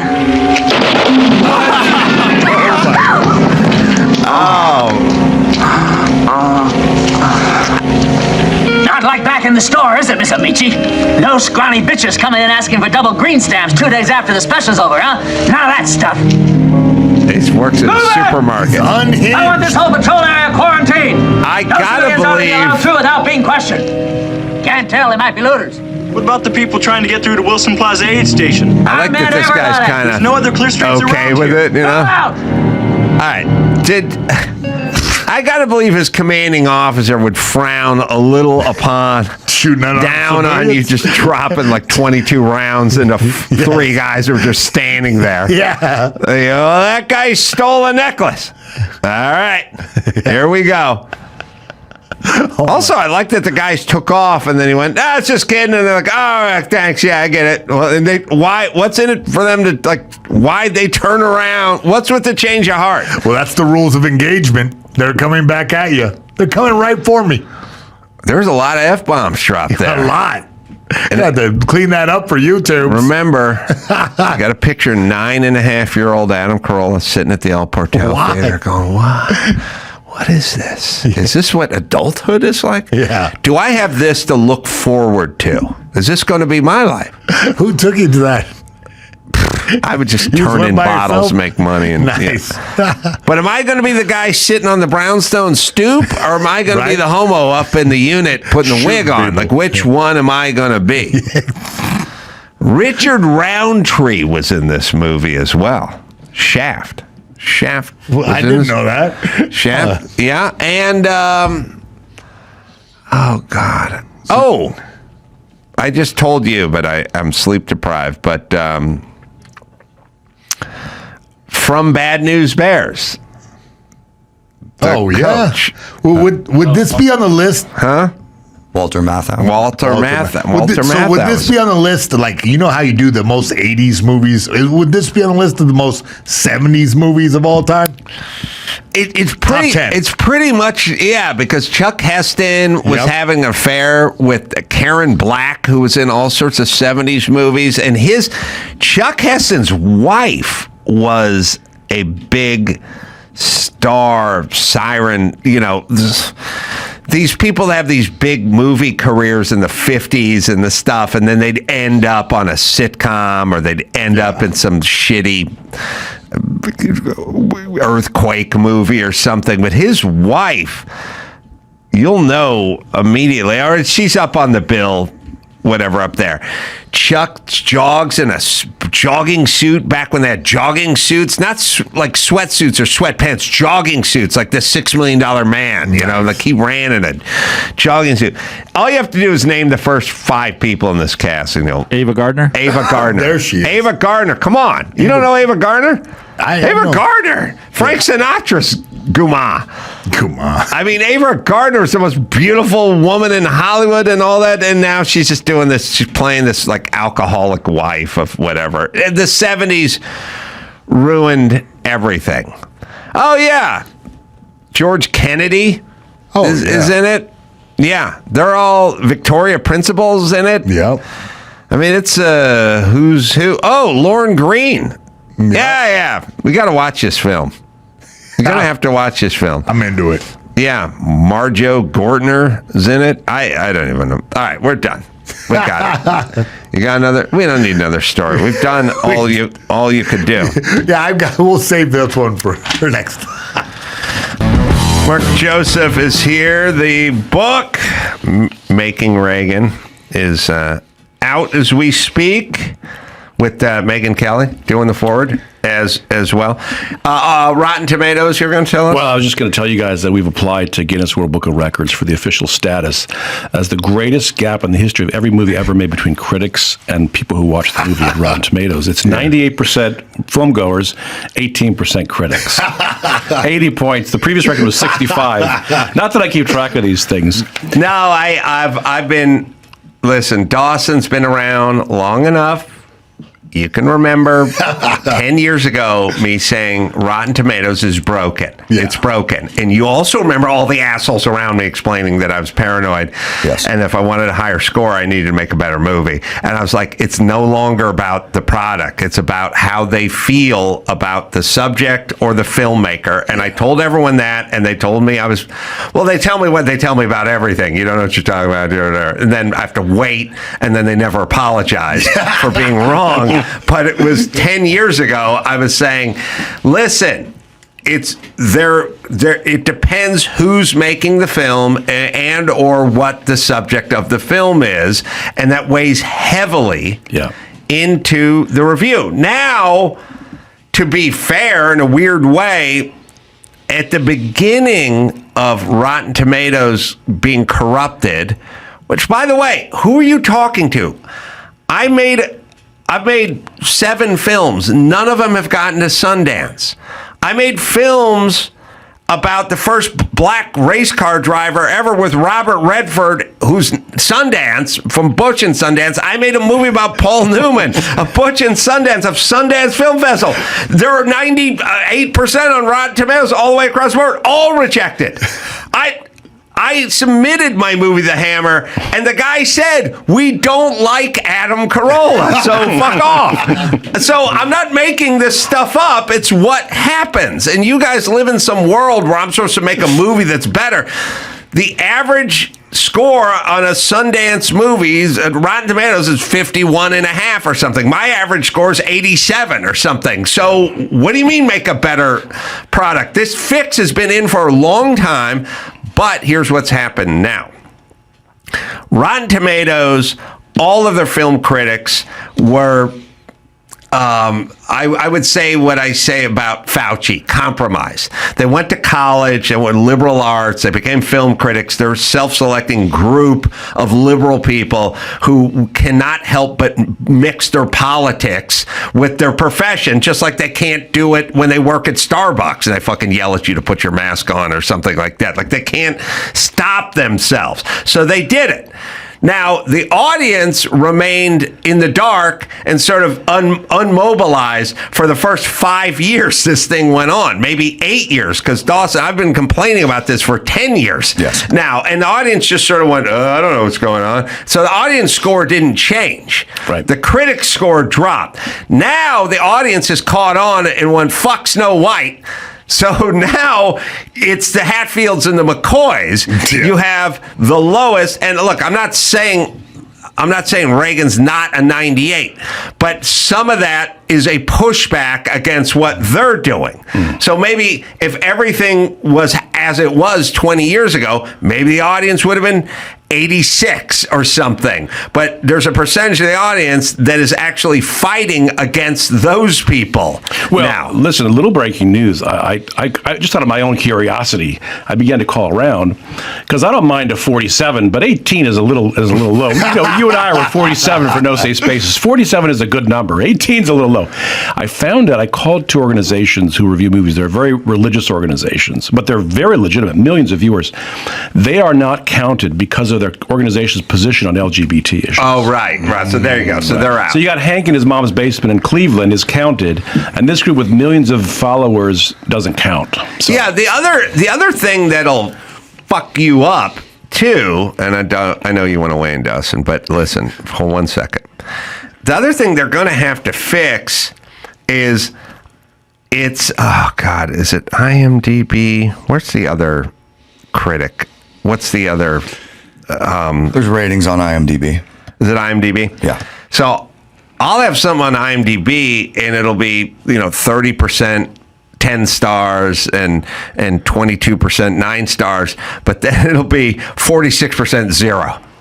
Because that's the haters, right? And the thing that's crazy if you look at IMDb, I think it's IMDb, and you look at something I've done, and maybe, I don't know, maybe it's Uppity or something, or maybe it's The Hammer or something like that. You can see the way it goes. Like mostly 9s and 10s, and it all gets down. By the time you get down to 2s and 3s, it's like barely anybody. And then you get to 0, and now it jumps up past 10. So then they go, what's your score? 7.1. But it's not a 7.1. It's all the zeros offset the other thing. So somebody's going to have to figure this out. That reminds me of, Cinema Score? You get the A plus, A minus Cinema Score. Yeah, look at this graph. What the hell? Yeah, there you go. This graph. Just a troll. Yeah, there you go. Right. You know so what's going on there. I can't quite read it from here, but Dawson can. This is for Uppity. Yeah. 20% they gave you a 1, and then 28% gave you a 10. So it's like either they. But here's my whole point. When you get down, okay. Those are protest votes. Exactly. I get it, but here's what I'm saying. It's 23.5%, give it 10 out of 10. Right. And then it's 15%, give it a 9, and 18 or 19%, give it a 8. By the time you get down to 4%, to a 4, 0.7%, a 3, 0.4%, a 2, you give Uppity 2 stars or 2 out of 10, 0.1%, but then you get to 1 and you're 20%. 70% of people gave it at least a 7. Right. So then you check the overall rating and it's a 7.1, except for that's because we're 20% zero. So somebody's got to figure out a way to flush this out. Yeah. Back to Rotten Tomatoes, there's another interesting wrinkle here on movies that they know they're going to have to do positive reviews on, like Uppity, the Willie T. Ribbs story. They'll just refuse to review it. Yes, so you will not get enough reviews. And 3 people have reviewed. Right. 3 people have reviewed Uppity. They all said thumbs up. 97% of the audience loves it. Right. No Rotten Tomatoes score. Right. The movie was on Netflix. The movie has made at least 15, top 10 sports, whatever, like African American lists. It's made every list. And it's been on Netflix, but it will not be reviewed because Dawson's right. They have to say Adam Carolla did something good. Right. And so they don't. So there's a way where they just don't say anything. By the way, it's not just Carolla. In No Safe Spaces, you were okay. The problem was the other person. Oh, Prager. Yeah, no. So anyone who's conservative. I get an email from one of the distributors, and they said, he's my friend, so he was honest. The typical response in Hollywood is, it wasn't right for us. But he goes, we loved the movie. The problem was Dennis Prager. None of us in this company want to be associated with him. So sorry. It's so weird. It's the weirdest, and it's the most congenial, friendly, jovial. First off, Dennis Prager's a lot nicer than I am. I think you know that. He's just a friendly guy. He's just a good dude. He just is conservative. And that's all. He's a good citizen. All right. I mean, hopefully this is coming to an end. I don't know. Well, they ruined their own brand because I don't care about Rotten Tomatoes anymore. But in fairness, Adam, I get a little bit that the audience is very, very smart, and they know. And the converse is actually true. I get a little bit nervous. The New York Times reviewed Reagan, and they were kind of nice. Mm-hmm. That made me nervous because the fans are going to go, wait a minute. The New York Times likes this movie. There's something wrong with it. So yeah, they know. I would listen. I would rather have a 0 than a 32 on Rotten Tomatoes. I just feel like if it's that low, you can just blame the haters. The worst as a filmmaker, the worst score that I could the scenario that would bother me the most would be like 21% from the critics and 19% from the people. That's the one that would fuck me up. That would fuck me up the most. Then you know. All right, you got some news there? Got some news, exciting action on a women's basketball court. Long-time basketball coach Jim Zullo has broken his silence after a viral video showing him pulling a player's ponytail after a tough loss in the state finals. Are these guys in high school? Yeah, it's high school, yeah. All right, so he comes up, he's pissed at one of the chicks. Yeah. Pulls her ponytail. It's funny. When you talk to women about this, they go, "This guy pulled her ponytail," and I go, "What'd she do?" Yeah. And they go, "Who cares what she did?" And I go, "Oh no. And then they go, there's never any excuse for physical violence. I said, when my daughter was 3, she spit in the nanny's face and the nanny slapped her. And I said, good. There'll be no more spitting in your face. And there never was. And then I thought, I grew up in a world where, coaches pushed you over or smack. Get down in a 3-point stance. Get down. The guy looks in, he kicks your arm out and you fall on your face. You're screwing up your stance, Carolla. You know what I mean? Like, I live in that world. Yeah. I'm fine with it. I get it. I get that the person, they tugged on the ponytail. By the way, has anyone seen black chicks at the airport? There's some ponytail tugging going on in 2024 when something gets canceled and they go. How did we survive anyway? How did we Gen Xers survive? All the stuff we saw and went through. Ponytail is the least of our problems. Yeah, this would have been a zero burger. I don't appreciate it, and I don't wish it was my daughter. But if somebody said, "Well, he tugged on your daughter's ponytail hard," I'd go, why? And if they said, because she spit in his face or called him an asshole or said she wasn't going to play hard or whatever it is, I'd go, oh, okay. Well, she got fouled out and then got into it with the coach and cussed him out. He's 81 and now out of a job. She cussed the coach out? Yeah, I guess he said that she jawed at him, but now he's doing the complete public apology, completely unacceptable. Yeah, you can't pull on whatever. But listen, I don't know. See, it's a weird thing. It's like the Spanish soccer coach or president who's, they try to give 3 years in jail for hugging and kissing and celebrating on the podium after the win. I'm like, is he a bad guy? Well, she felt bad. I know, but what did he do? What did he do? She feels like she was okay. That's not where I want to live. I want to know what happened before this. I put a scene in Reagan of the 12-year-old Reagan. He's being bullied by some kid. The kid chases him home. He tries to get into his house. His mother knows what's going on. She closes the door and says, "You go out and fight that bully." Yeah. What mother has done that since 1950 in this country? Nobody. Not one. Our mothers would have said, "Come in for milk and cookies. We'll call the school board. We'll get that kid out." Well, you don't know my mama. Yeah. Well, I don't know who won the fight, but the point is an 11-year-old kid was taught you go and confront your enemies, you don't run away from them. And our country is where it is because we don't have a lot of moms like that anymore. This guy made a statement, I'm guessing, that says he deeply regrets his behavior. Yeah, I listen, he shouldn't have done it. Yeah. But who gives a shit is what I'm saying. I don't care. And that appalls women when I say that. I go, I don't care. She's fine. And by the way, I want to know what she did. She could have fucked up badly. She could have cost him the game. She did lose the game because she was the highest. She's the highest scorer on the team, and then she got fouled out of the game. Then when he confronted her about it, there was a back and forth, and he yanked her hair. Okay. Is she okay? Is she in the hospital? Is she able to play again? Can she attend college? Can she ever go to a Fantastic Sam's without breaking down into tears? Is she okay? And the answer is, yeah, she's fine. Okay. Then what are we talking about?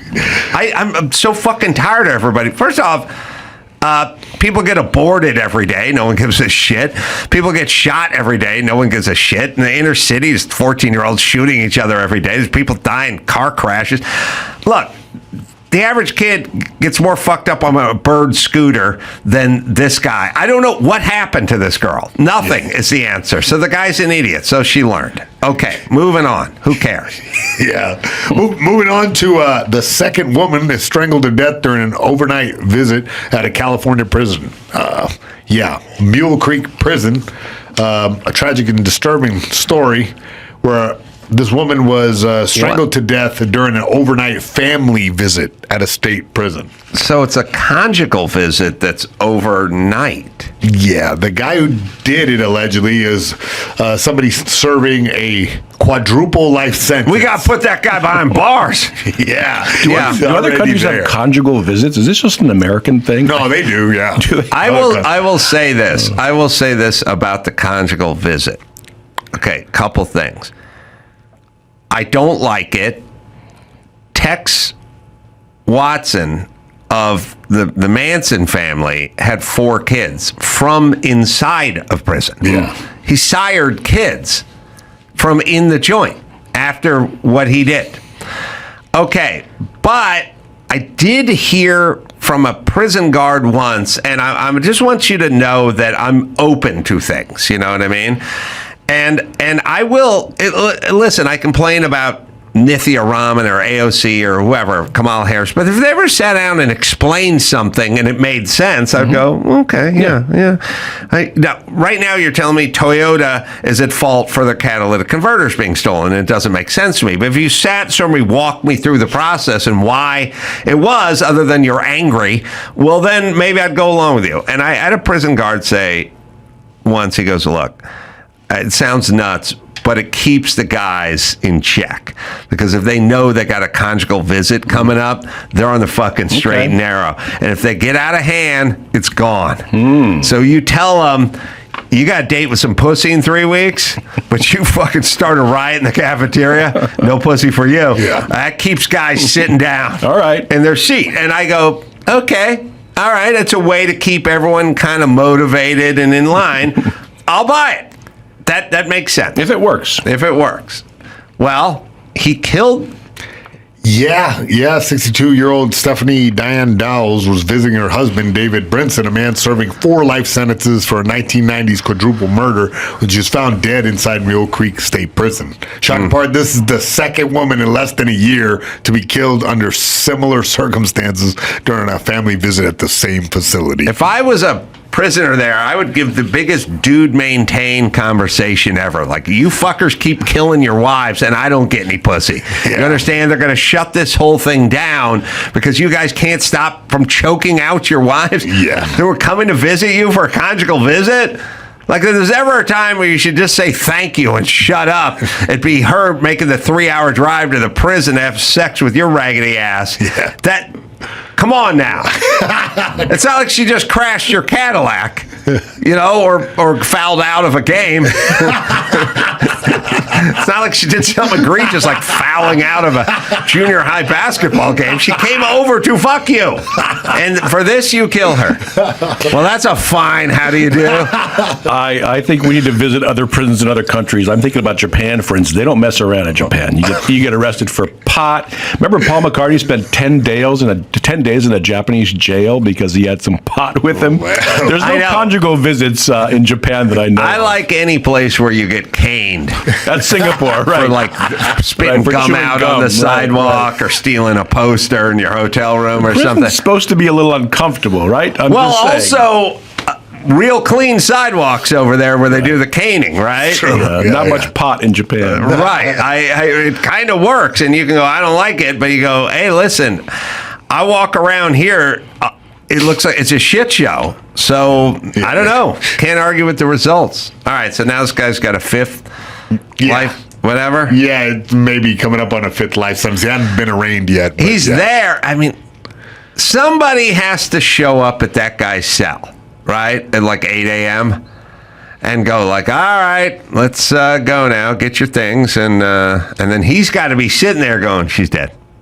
And he's got the guard who shows up is going to go, really? Well, actually, in the original story, it was explained that he said, hey, my wife passed out. And was kind of making not real about it. Was saying that then they investigated it and he won't get into trouble. Exactly. Okay. Yeah. All right. In other news, Luigi Mangione wants a laptop in jail while he awaits his trial in the killing of the United Healthcare CEO. He needs a laptop. Can I say this? It is pretty much straight across the board the Venn diagram of the people that hate Elon Musk and love the guy who murdered a guy in the streets of Manhattan. They're the exact same people. They're all the same people. The people that hope that Elon Musk dies in his sleep for what he's doing and worship at the altar of the killer, they're the same people. Does that say something about those people? Can we learn that maybe I think it's fascinating. something is off in the moral department for those But people? I've seen crossover of people who are more conservative who kind of allowed this guy only because they've dealt with the healthcare system and been denied for simple things no one is happy the guy's dead. No one. Conservatives aren't happy he was assassinated. They're not sending him their panties to the prison. That's true. Yeah. That's what I'm saying. They're not cheering when the guy's name comes up on a late night show or something.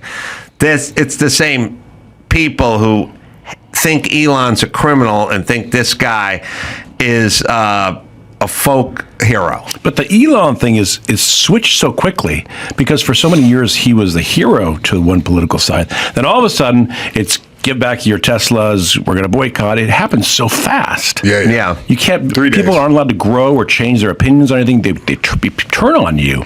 That's what I think is so interesting there. I've never hated him or loved. I mean, I respect him all along. Well, the hardest they go is the ones they used to like, or the ones who should be there, like black females. When black females go Republican, they go nuts on them, or gay. Whenever one of their special groups goes to the other side, that's who gets it the hardest. Right. Even to the Joe Rogan types.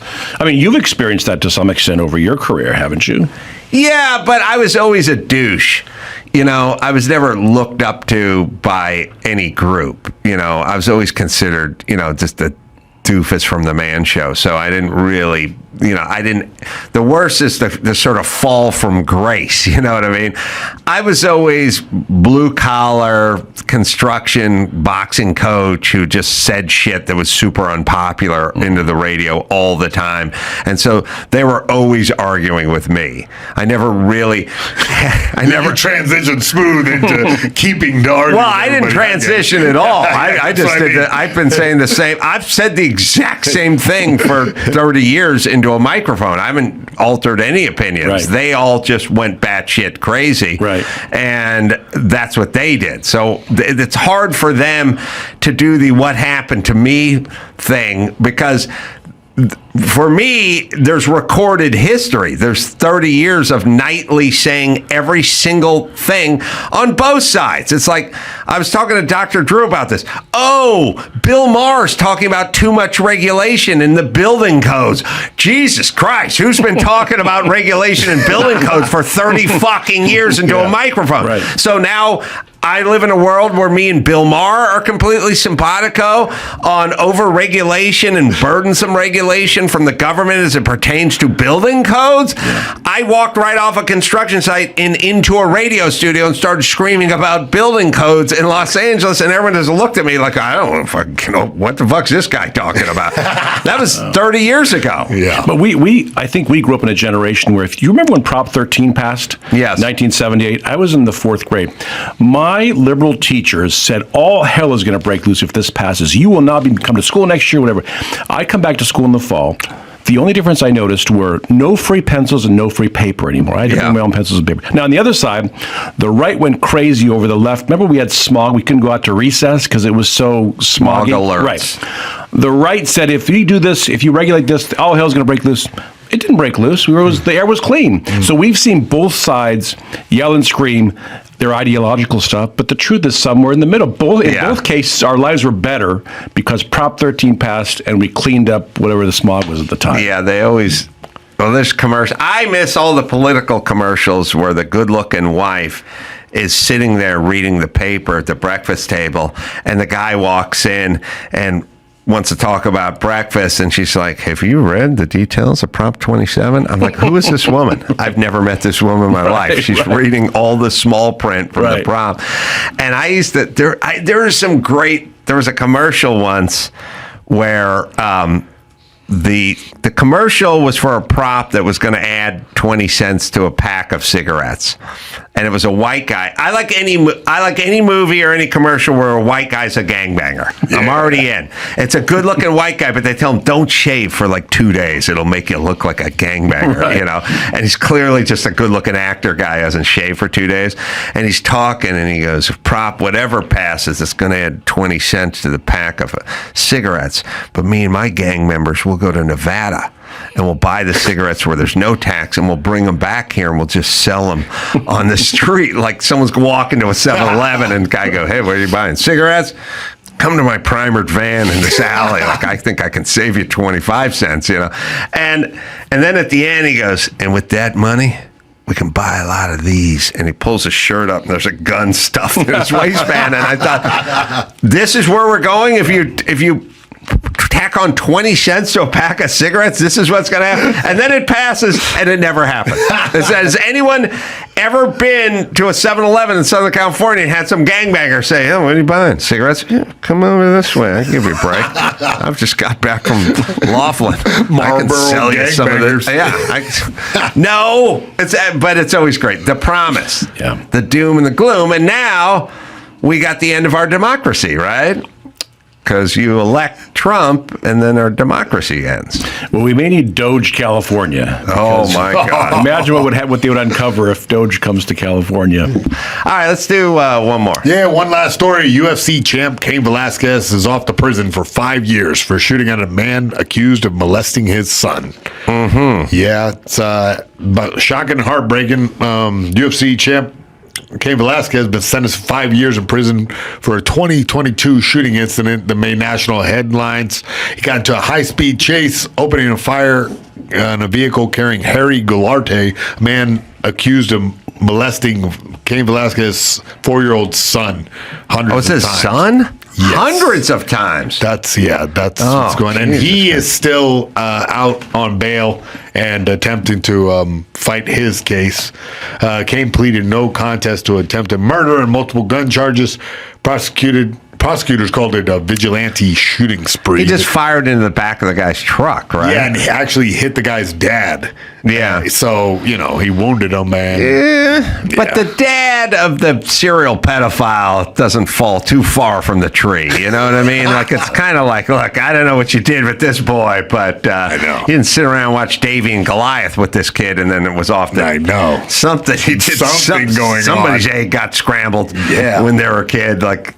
What is that? There's something in there. When you think it's a good idea to do this, usually somebody did it to you, is what. Yeah. And the guy has that pedo face a bit. You know what I mean? It's. I have resting pedo face, but that's just as God created me. It has nothing to do with ideology or what's going on with my face. Mark's got a little resting pedo face too, but it's not his fault. Well, I think that dads are the key to when the dad isn't around. I'm telling you. Oh man, we dads have antennas, and sometimes moms miss the cues, and we dads can spot crazy people. We keep them far away from our kids. Yeah, got to have the dad in the picture. And listen. But there's a lot of people talk about cheering a vigilante. So many Twitter is just overwhelming with Cain Velasquez, free Cain. Everybody is very like, what? Give him a medal. And I get it. Like, if somebody does, even allegedly, done that to your son. No, listen, this is one of those things where you go, look,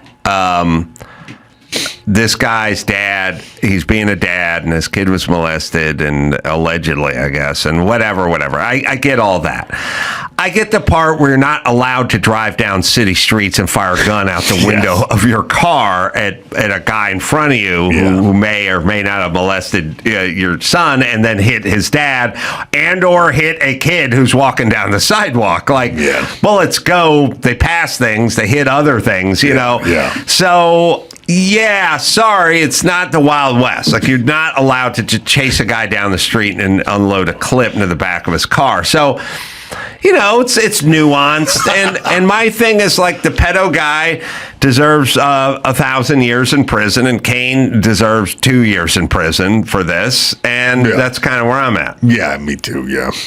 Do you ever, do you know Kane? Yeah, I wrestled with him a bit up in San Jose. Yeah, he's a great guy. He's it's an unfortunate situation. I have empathy for him, but he'll do that 2 years standing on his head. He's fine. He's tough. So he got 5 years. How long's he doing? He'll do like 2.5, maybe. I don't know. It depends. He already has credit for 9 months. And so depending on how they chip away at that, he could get 33% because he's first time conviction. I don't know if they let you do this, but I'd like to get some credit for prison. You know what I mean? In case something goes wrong later. You know what I mean? Do weekends in jail and get your double time? No, don't be stupid. I was thinking, though, between the ages of like 18 and 22, I wasn't really up to much. Just kick it. That's just every other month, go to prison. By the time I turned 23, I got 2 years under my belt. What do you do if you don't use it up? You just give it to your kid? You will it. I could will it to it. It has to be blood. Let's not be stupid. I can't just sell it on eBay, you know what I mean, to a criminal. But then my kid gets his third DUI, and this time somebody got hurt, you know what I mean? And so you got pretty good kids. They're not going to use that up, I don't think. It doesn't have to be DUI. It could be, any form of manslaughter, roommates getting on their nerves or whatever. People drink, stuff happens, is what I'm saying. I would then give them those 2 years, I would bequeath them. I like when people do this. I like when people go total false equivalency. Go, I got a Paul Newman race car, yeah? When I die, who's that go to? Your kid? Okay. And then they do that one, and you go, no, I'm still not there yet. But yeah, I between the ages of 18 and 22, I could have done month in, month out, and got 2 years under my belt. And I could have learned welding or a second language or something. It would have been a lateral move from sleeping on a futon with a dude in North Hollywood in a place with no air conditioning, We have the scene in the film in No Safe Spaces. You were turned down for the fire department during that time. Yes, I was, yeah. Right? And then 7 years later.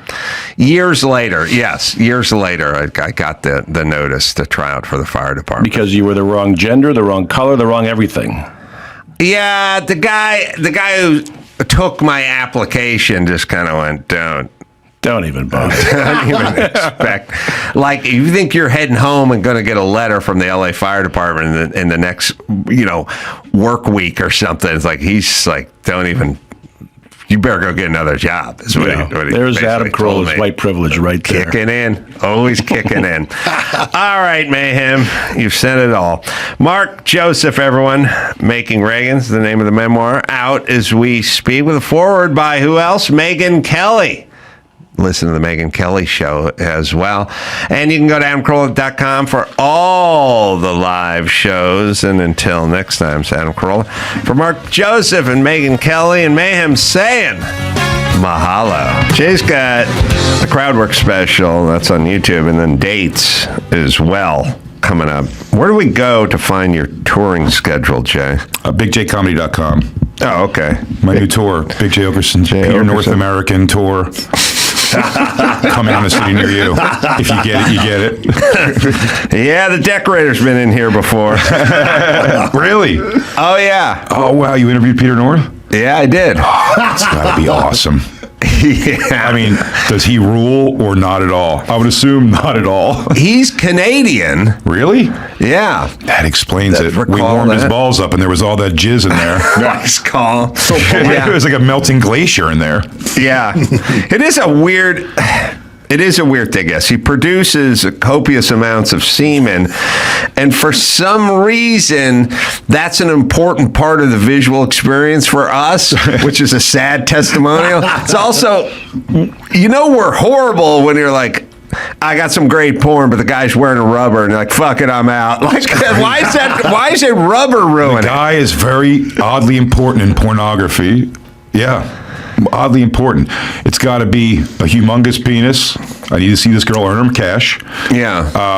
And yeah, if I see the word cream pie, I'm like, boring. It also makes you wonder how many other guys have that ability and we don't know it. Because there has to be guys sitting home going, Hey man, I've seen. Okay, he's fine. Yeah, I and shoot you're like, huge. and you're like, oh, you're so good. Why don't you? Because I'm a dentist. You know what I mean? Like, not everyone is going into porn just because they have a huge load. Like, I'm a Jehovah's Witness who has a huge load, but I'm not going to film it. Yeah. You know what I mean? Save it for their wives. What a waste of great jizz. But what percentage? Like, we assume Peter North is the only guy who can do that, but it's the only guy who's willing to let us watch him do it. I would say there are many more who would be like, I'm not going to let you watch me do this just because I can do just it. Live with that secret. How many people do you think just in this studio have enormous loads? We know Byron can suck his own wiener. Yeah, that we know, and he can do mine. Yes, you didn't know that about him. So if you could suck your own dick, you don't even know if you have big loads. That's right. So there's a Peter North, but is it? So you'd have to kind of go, well, okay, there's 335 million people in this country. Let's open it to the world, though. You know what I mean? And we can rule China out, probably, in Japan for some reason. But what I'm saying is there has to be other people who can do what he does. We just don't know about it. And very few in pornography. The ones that do have their own, and I'm sorry to use an industry term here, compilations. Oh, really? Yeah. I hate to pull out industry terms. Also, I wonder, there must be some sort of sweet spot where you go, look, you don't beat off for 3 days, but don't do 2 weeks. You'll have a retrograde ejaculation or something. Like, you know what I mean? Most is celery juice. That's what Tommy Lee says his huge loads come from. And I believe Peter North says the same I saw him on Inside the Actors Center. You're right. I do recall that episode when James Lipton asked him where his huge loads came from. Celery juice. Can it be possible? Let me tell you something. People, it's like once in a while you see some guy with great calf muscles, you know, and they go, I used to play volleyball in high school. I'm like, okay, this is not that. This is just great calves. You're 41. You know what I mean? Like, you just have great calves. You know what I mean? Tommy Lee, you just have a load. It's not celery juice that's doing any of that stuff. Some people just produce more. Yeah. I guess. It's interesting. I've never been. In fact, anytime I've ever shot a distance that I found impressive of any kind, whoever else was involved in that with me, we do like look at that. Like it's a real, like, can you believe that? No way. What? The wall? Shut up. Worst gig ever. Peter North's stepmom through those formative years. You know what I mean? Like 13 to the time he turned 19 and moved out to the States. You imagine that poor woman having to deal with the fucking socks and the comforter. I mean, every place is a crime scene. Of jizz. Yeah, walk in his room and just slip, fucking feet go flying over her head. How much would it suck to be Peter North's child or father and not have a big dick and shoot baby loads? Oh, yeah. The first time a girl goes, like, jumps off of his dick and goes, like, hose me down. Right. And it just, like, hits her like an Indian tear. Yeah. And then you're like, I thought you were Peter North's son. Yeah. I know. Like, I don't want your laugh. It doesn't really work. Like, you know, Michael Jordan's son doesn't play hoop, you know. Probably legendary load. I don't know if you heard that, but no, Bronny James is clearly the smaller load of the two. Yes. It's got to be, it's a cross to bear. Is what I'm saying. It's knowing your father's a huge cock and a wonderful load. It's also bizarre. I met Nina Hartley once, and that was the first question I asked her. I go, are Peter North's loads that big? And she goes, he produces 3 tablespoons. The average man produces less than a teaspoon. And I think it was the only words we said to each other. Danny Bonaducci walked in and threw things up in a disarray. Well, speaking of measuring loads, and I'm writing this stuff down for my dry bars. That's coming up, you know. Hey, you guys all know the Norseman, right? A lot of knowing nods out there. Okay, yeah. Now, Dawson, you can look this up, but it was always alleged that the band 10cc was named after that. Wasn't it? It is, I believe, yeah. Which is I've heard it. People have all heard it, but I don't know. Have you felt it on your back is the question.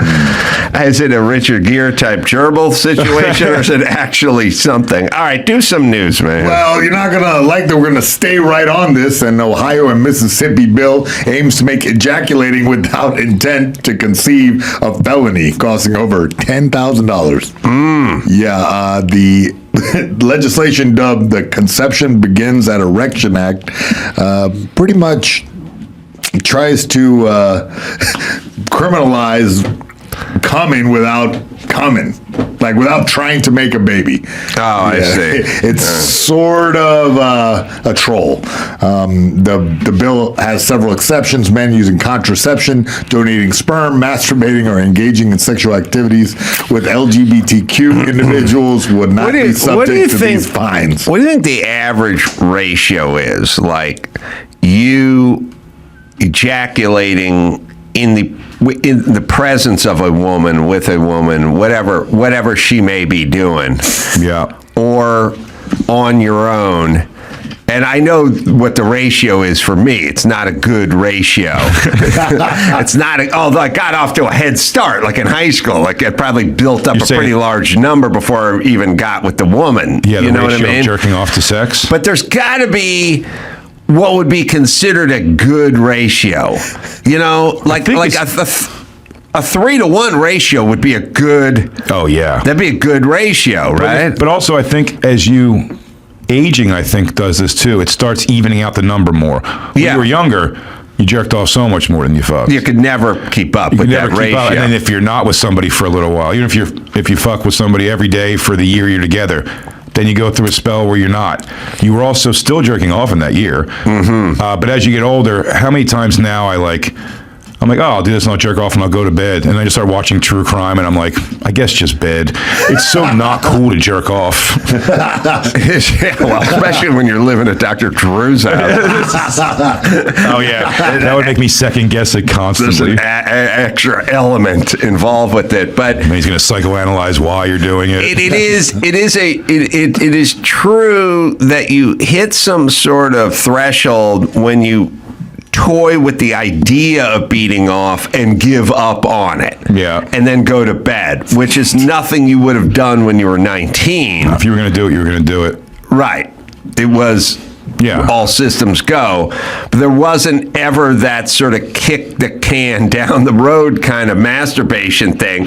And when you get older, you go, it's true, you get caught up on some Netflix special or something, and then it's done. My home base masturbation is at an all-time low because it's without volume. It just takes too long. I'm perusing too much, too many open tabs. But when I'm on the road in a hotel room, you can have volume, which changes everything, and it can be much faster. But then I get on the road, and then you're just tired at night, and then you're like, I'll do it tomorrow during the day. And then the sun's coming in, and I'm like, I should do something more productive than jerk off. Yeah, my thing is like, I'll do it on the shuttle on the way to the airport, because that's downtime. Yeah, you know what I mean? That time belongs only and sometimes to you. There's only 4 or 5 people on there. All right, sorry. What else you got, man? We got some more news. The president of New York University's college Republicans forced to resign after calling Barron Trump an oddity on campus. I don't get this one. Me neither. His last name is Trump, and he's 7 foot tall. So we're already squarely in the oddity department, right? Yeah, but she was forced to step down, and she says her comments were misconstrued, and she's actually criticizing the media's unhealthy fascination with Barron and general lack of respect for his privacy as he tries to navigate college life. It's the president's son. I know. Everything about it is weird. Can you just leave him alone? But I don't know why she would have to step down or why they took such offense to this. Yeah, I don't know. You can't say a kid's a weirdo? Yeah, he is pretty I don't know. You should hope, though. Let me just say this. Everyone I know has been shit canned, but no one I've ever known or grew up with, or no one in my family's ever had to step down. Step down. Yeah. take it in the spirit in which I'm delivering it. It means you did something at some point if you have to step down. Like prime ministers have to step down. Dock workers get fired. Yeah, some bullshit. If you have to step down, office. you've sort of arrived. It's a good sign that you're stepping down. That's the whole thing. He said he was an oddity. Yeah, well, the College Republicans of America deemed her remarks inappropriate, and they say they do not align with the values and principles of their organization. So I guess the subtext here is that she sort of criticized Trump. I don't know. I think they're overreacting here. I agree. You think? Can I say this too? We're not really factoring in that we all know about life. They didn't like this bitch to begin with. Yeah. And so when they don't like you, they look for excuses to get rid of you, like I've done with roommates and stuff, like you don't like the fucking guy, and so you go, listen, man, you left the bread out one too many times, so I gotta have to move on. But you're really saying, I don't like it. And when we don't understand in politics and all these kinds of roles, you're like, God, it doesn't seem like that much that they're asking the person. It's like, they probably didn't like her. Yeah. And then that's kind of how people work. And if they really like you, they bend over backwards to save your job. To save your job. Mm-hmm. Right. So keep that in mind. Like, nobody liked her. Yeah, exactly. Yeah, she sucked. Mm-hmm. A female head of the Republican thing. Someone's that in college. Yeah. I'm not saying female Republicans in general. Who knows? I'm saying in college, if that's what you want to be. Yeah. Something tells me you're not doing coke off a guy's dick. Yeah. Oh, let me write that down for the drive. Yeah. And by the way, I say freely, I give it to you. Well, I want to say dick. Peter North. Dick? Okay, I'll write that down. Yeah. All right, moving on. Trevor Noah. Does anyone think Peter North, Peter's the name of your dick, and he's from Canada? Yeah. Like, does anyone ever sometimes stumble on to stuff? I mean, where you go, you've heard about it for 30 years, and then at some point you wake up one day and you go, oh, that's what that means. I always took it as boner. Yeah, me too. Peter North, pointing straight up. But he is from Canada. He's a Canuck.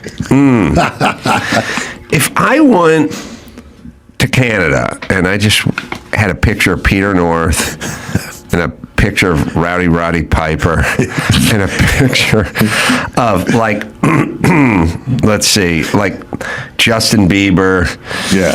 And like in your wallet, folded up. And I just showed the average Canadian. Where do you think we'd land on the, oh yeah, I know that guy is versus I haven't seen it. Michael J. Fox, trying to Rick Moranis, John Candy. Yeah, let's put together a power ranking. That was all of them. I'll bet you we got all of them now. Alan Thicke. Okay, all right. I'll bet you Peter North would probably be somewhere in the middle. I don't think he'd be at the bottom. He'd be below Mike Myers, above Wayne Gretzky. Yeah.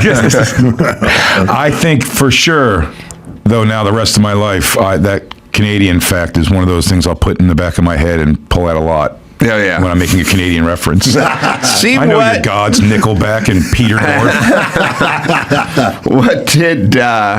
What province was? Make sure, Dawson, double check my Northman math. Can do. Make sure he's from Alberta. You want the 10cc answer? We'll find out. Yeah, 10cc. So the story followed them around their entire career. Yes, the average amount of ejaculate is 9cc, and 10cc gave them one lauda. No, the guy who signed them to the record deal had a dream the night before he gave them their name that a band that he had signed had simultaneously topped the charts of the singles and the albums in America, and that band was called 10cc. He went to the band and said, "Here's your band name," and they said, "Okay." All right. And then he winked at a camera. Dream, right? Alden Joseph Brown, a.k.a. Peter North. Alden Joseph Brown. Okay. Alden Brown's a good porn name for a black porn star. You're right. Halifax, Nova Scotia. Wow. Oh, he was out there. He was. Yeah. the Northman. It's like a Viking swinging his hammer. We find out he's native. Yeah. The great moon has spoken. 62 cc cover band. Yeah, exactly. Covered in jizz band. All right, let's do one more. All right, bud. Trevor Noah wonders aloud whether integration was right thing to do for the U.S. I think we have some footage here. Trevor Noah is a weird dude because he comes here from South Africa and then he basically flees here, and then he makes billions of dollars here, partly because he's black, because he's not that funny, and then fucking beats this country up and calls it racist the whole time, which is a weird. It's a fortune. No, but I mean, let's just imagine. I mean, like, let's just flip the script for a second, Big J. Yeah. Let's just say you go, okay, there's some nation, there's some Caribbean nation, you know what I mean? It's like a black Caribbean nation, you know? And it turns out the United States is killed your dad on the street and it's crime, and maybe they don't like white guys like you or something. They don't like guys from Philly or whatever it is. And then you flee to this Caribbean nation, right? And they kind of embrace you, and they put you on TV, and they let you stand in front of all of them and insult them and everything. And they pay you millions of dollars, and you just sit there and talk about how racist they are against white people. Yeah. It's kind of a weird angle, right? It's a very, very weird angle. But he also comes from a culture that believes you can cure AIDS by fucking babies, and if you hide from fire, it won't burn you. So. Oh, hold on. Let me write that down for the dry bar. Get in there. What was that jumping first off part? Point, Yeah, jumping off point. Cure AIDS by fucking. Yeah, it's a wacky place, South Africa. But I am curious why he came here to be like, critical of the country is pretty odd. Every one of those. Well, he didn't come here. He fled. But that's what I'm saying. If he wants to be critical of, that's fine. But then again, he should be like, but. Thank God. Right. All those terrible things. Yeah. Thank God. And the dry bar special, I can't say fucking babies. I'll say making whoopee. Thank you. Babies. All right. I'm just making notes. You're putting your twist on it. Flavor. Yeah. It's like I told you earlier. Take other people's ideas and then just put a little of your own paprika on there. That cool rant. All right. Let's hear what this turncoat has to say. I think part of the reason Finland is able to do it is because, have you been to Finland? It's very homogeneous. I've been to Finland. You know who's in Finland? Finnish people. That's it. That's it. And because they're all Finnish, there's an idea of like, no, we all head in the same direction. We all know what our actions mean. And that's a really powerful thing I've learned in communicating with other people. When I'm in a room with anyone where we start to tie together multiple things. So if I'm in a room with black people, already there's like an implicit trust because we know what certain actions were. Pause. He's like the black Kamala Harris. He says a bunch of shit where you go, oh yeah, wait, what the fuck's he talking about again? He loves the sound of his own fucking voice. This guy talks about shit like it's important all the time. I know there's people in comedy, I guess, who may say important things. I've never been drawn to that. And also, I feel like if I ever do like a broadcast of any kind and the conversation is an hour of earnest speech, I would be like, I hope that doesn't come out, or I hope they decide to put it out, because I'm like, that's not what we. Well, unless when you say earnest, unless you mean the Hey Vern guy, which case that's fine. That is fine. All right, well, hear what the Ernest rest goes to South Africa. Let's hear what the rest of the blowhard has to say. I see Ernest goes to North Africa. Hi, Vern. With anyone where we start to tie together multiple things. So if I'm in a room with black people, already there's like an implicit trust because we know what certain actions, words, and vibes mean. But I would love to know if you think integration was the right solution, maybe. On the other side of America of civil rights. Yeah, no, I don't, and I don't think it's actually that controversial if you understand that segregation and integration weren't the only options. And you're being integrated into institutions, into a culture that's a culture that feeds off of hierarchy, that feeds off of insecurity, anxiety. Why are we being integrated into that? Yeah. This dumb fuck. I don't know, man. Like, okay, you're gonna tell me we don't integrate people? This is America. It's like black people, Asian people. It's everybody. Mexicans. What the hell? I don't understand how he's saying that. This, I feel like this stuff is going bizarrely backwards. I bring this point up a lot because I think it was crazy. They did like 2 Woodstock 99 documentaries. Yeah. And one of the, now here's the thing. I think what doesn't get said enough in a situation, I think the 90s was a rough time. I think it was a pretty great time. Maybe I'm wrong. For race relations, a great time. I think for women, it was kind of a rough time because that's when like the culture really flipped, like that girls gone wild, like show your tits, right. like everything. They went right when they tried to bring that Woodstock thing. They were doing DMX doing the song "My N Words," and he's Woodstock. You know, it's a diverse audience, but it's very white also. And when he's doing the line, he's putting the mic out to the audience, and everyone's singing along.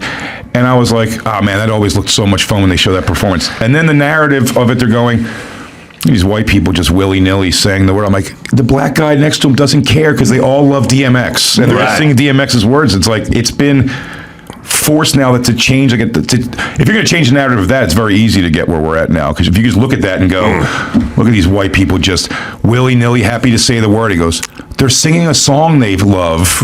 Like, this isn't an issue. Stole the word, made it his prose. You know what I mean? He stole it from racism and then gave it back to everyone, and then they reneged on it once AOL came out. I came up with the greatest rapper, PNX, Peter North, X-rated porn, and he doesn't hold the mic out. He holds his hog out. PNX and my dog fight. Becomes like a Gallagher concert. All right, on that happy note, I gotta write that down. Drive on, we're coming for you. I think you're at about 25 minutes already. Easy, but I'm going to probably clean 3 or 4 minutes off of that. Big J, the special, the crowd work special, them, they, out as we speak, and then the second part's coming out YouTube. Live dates, you can hop on to bigjcomedy.com.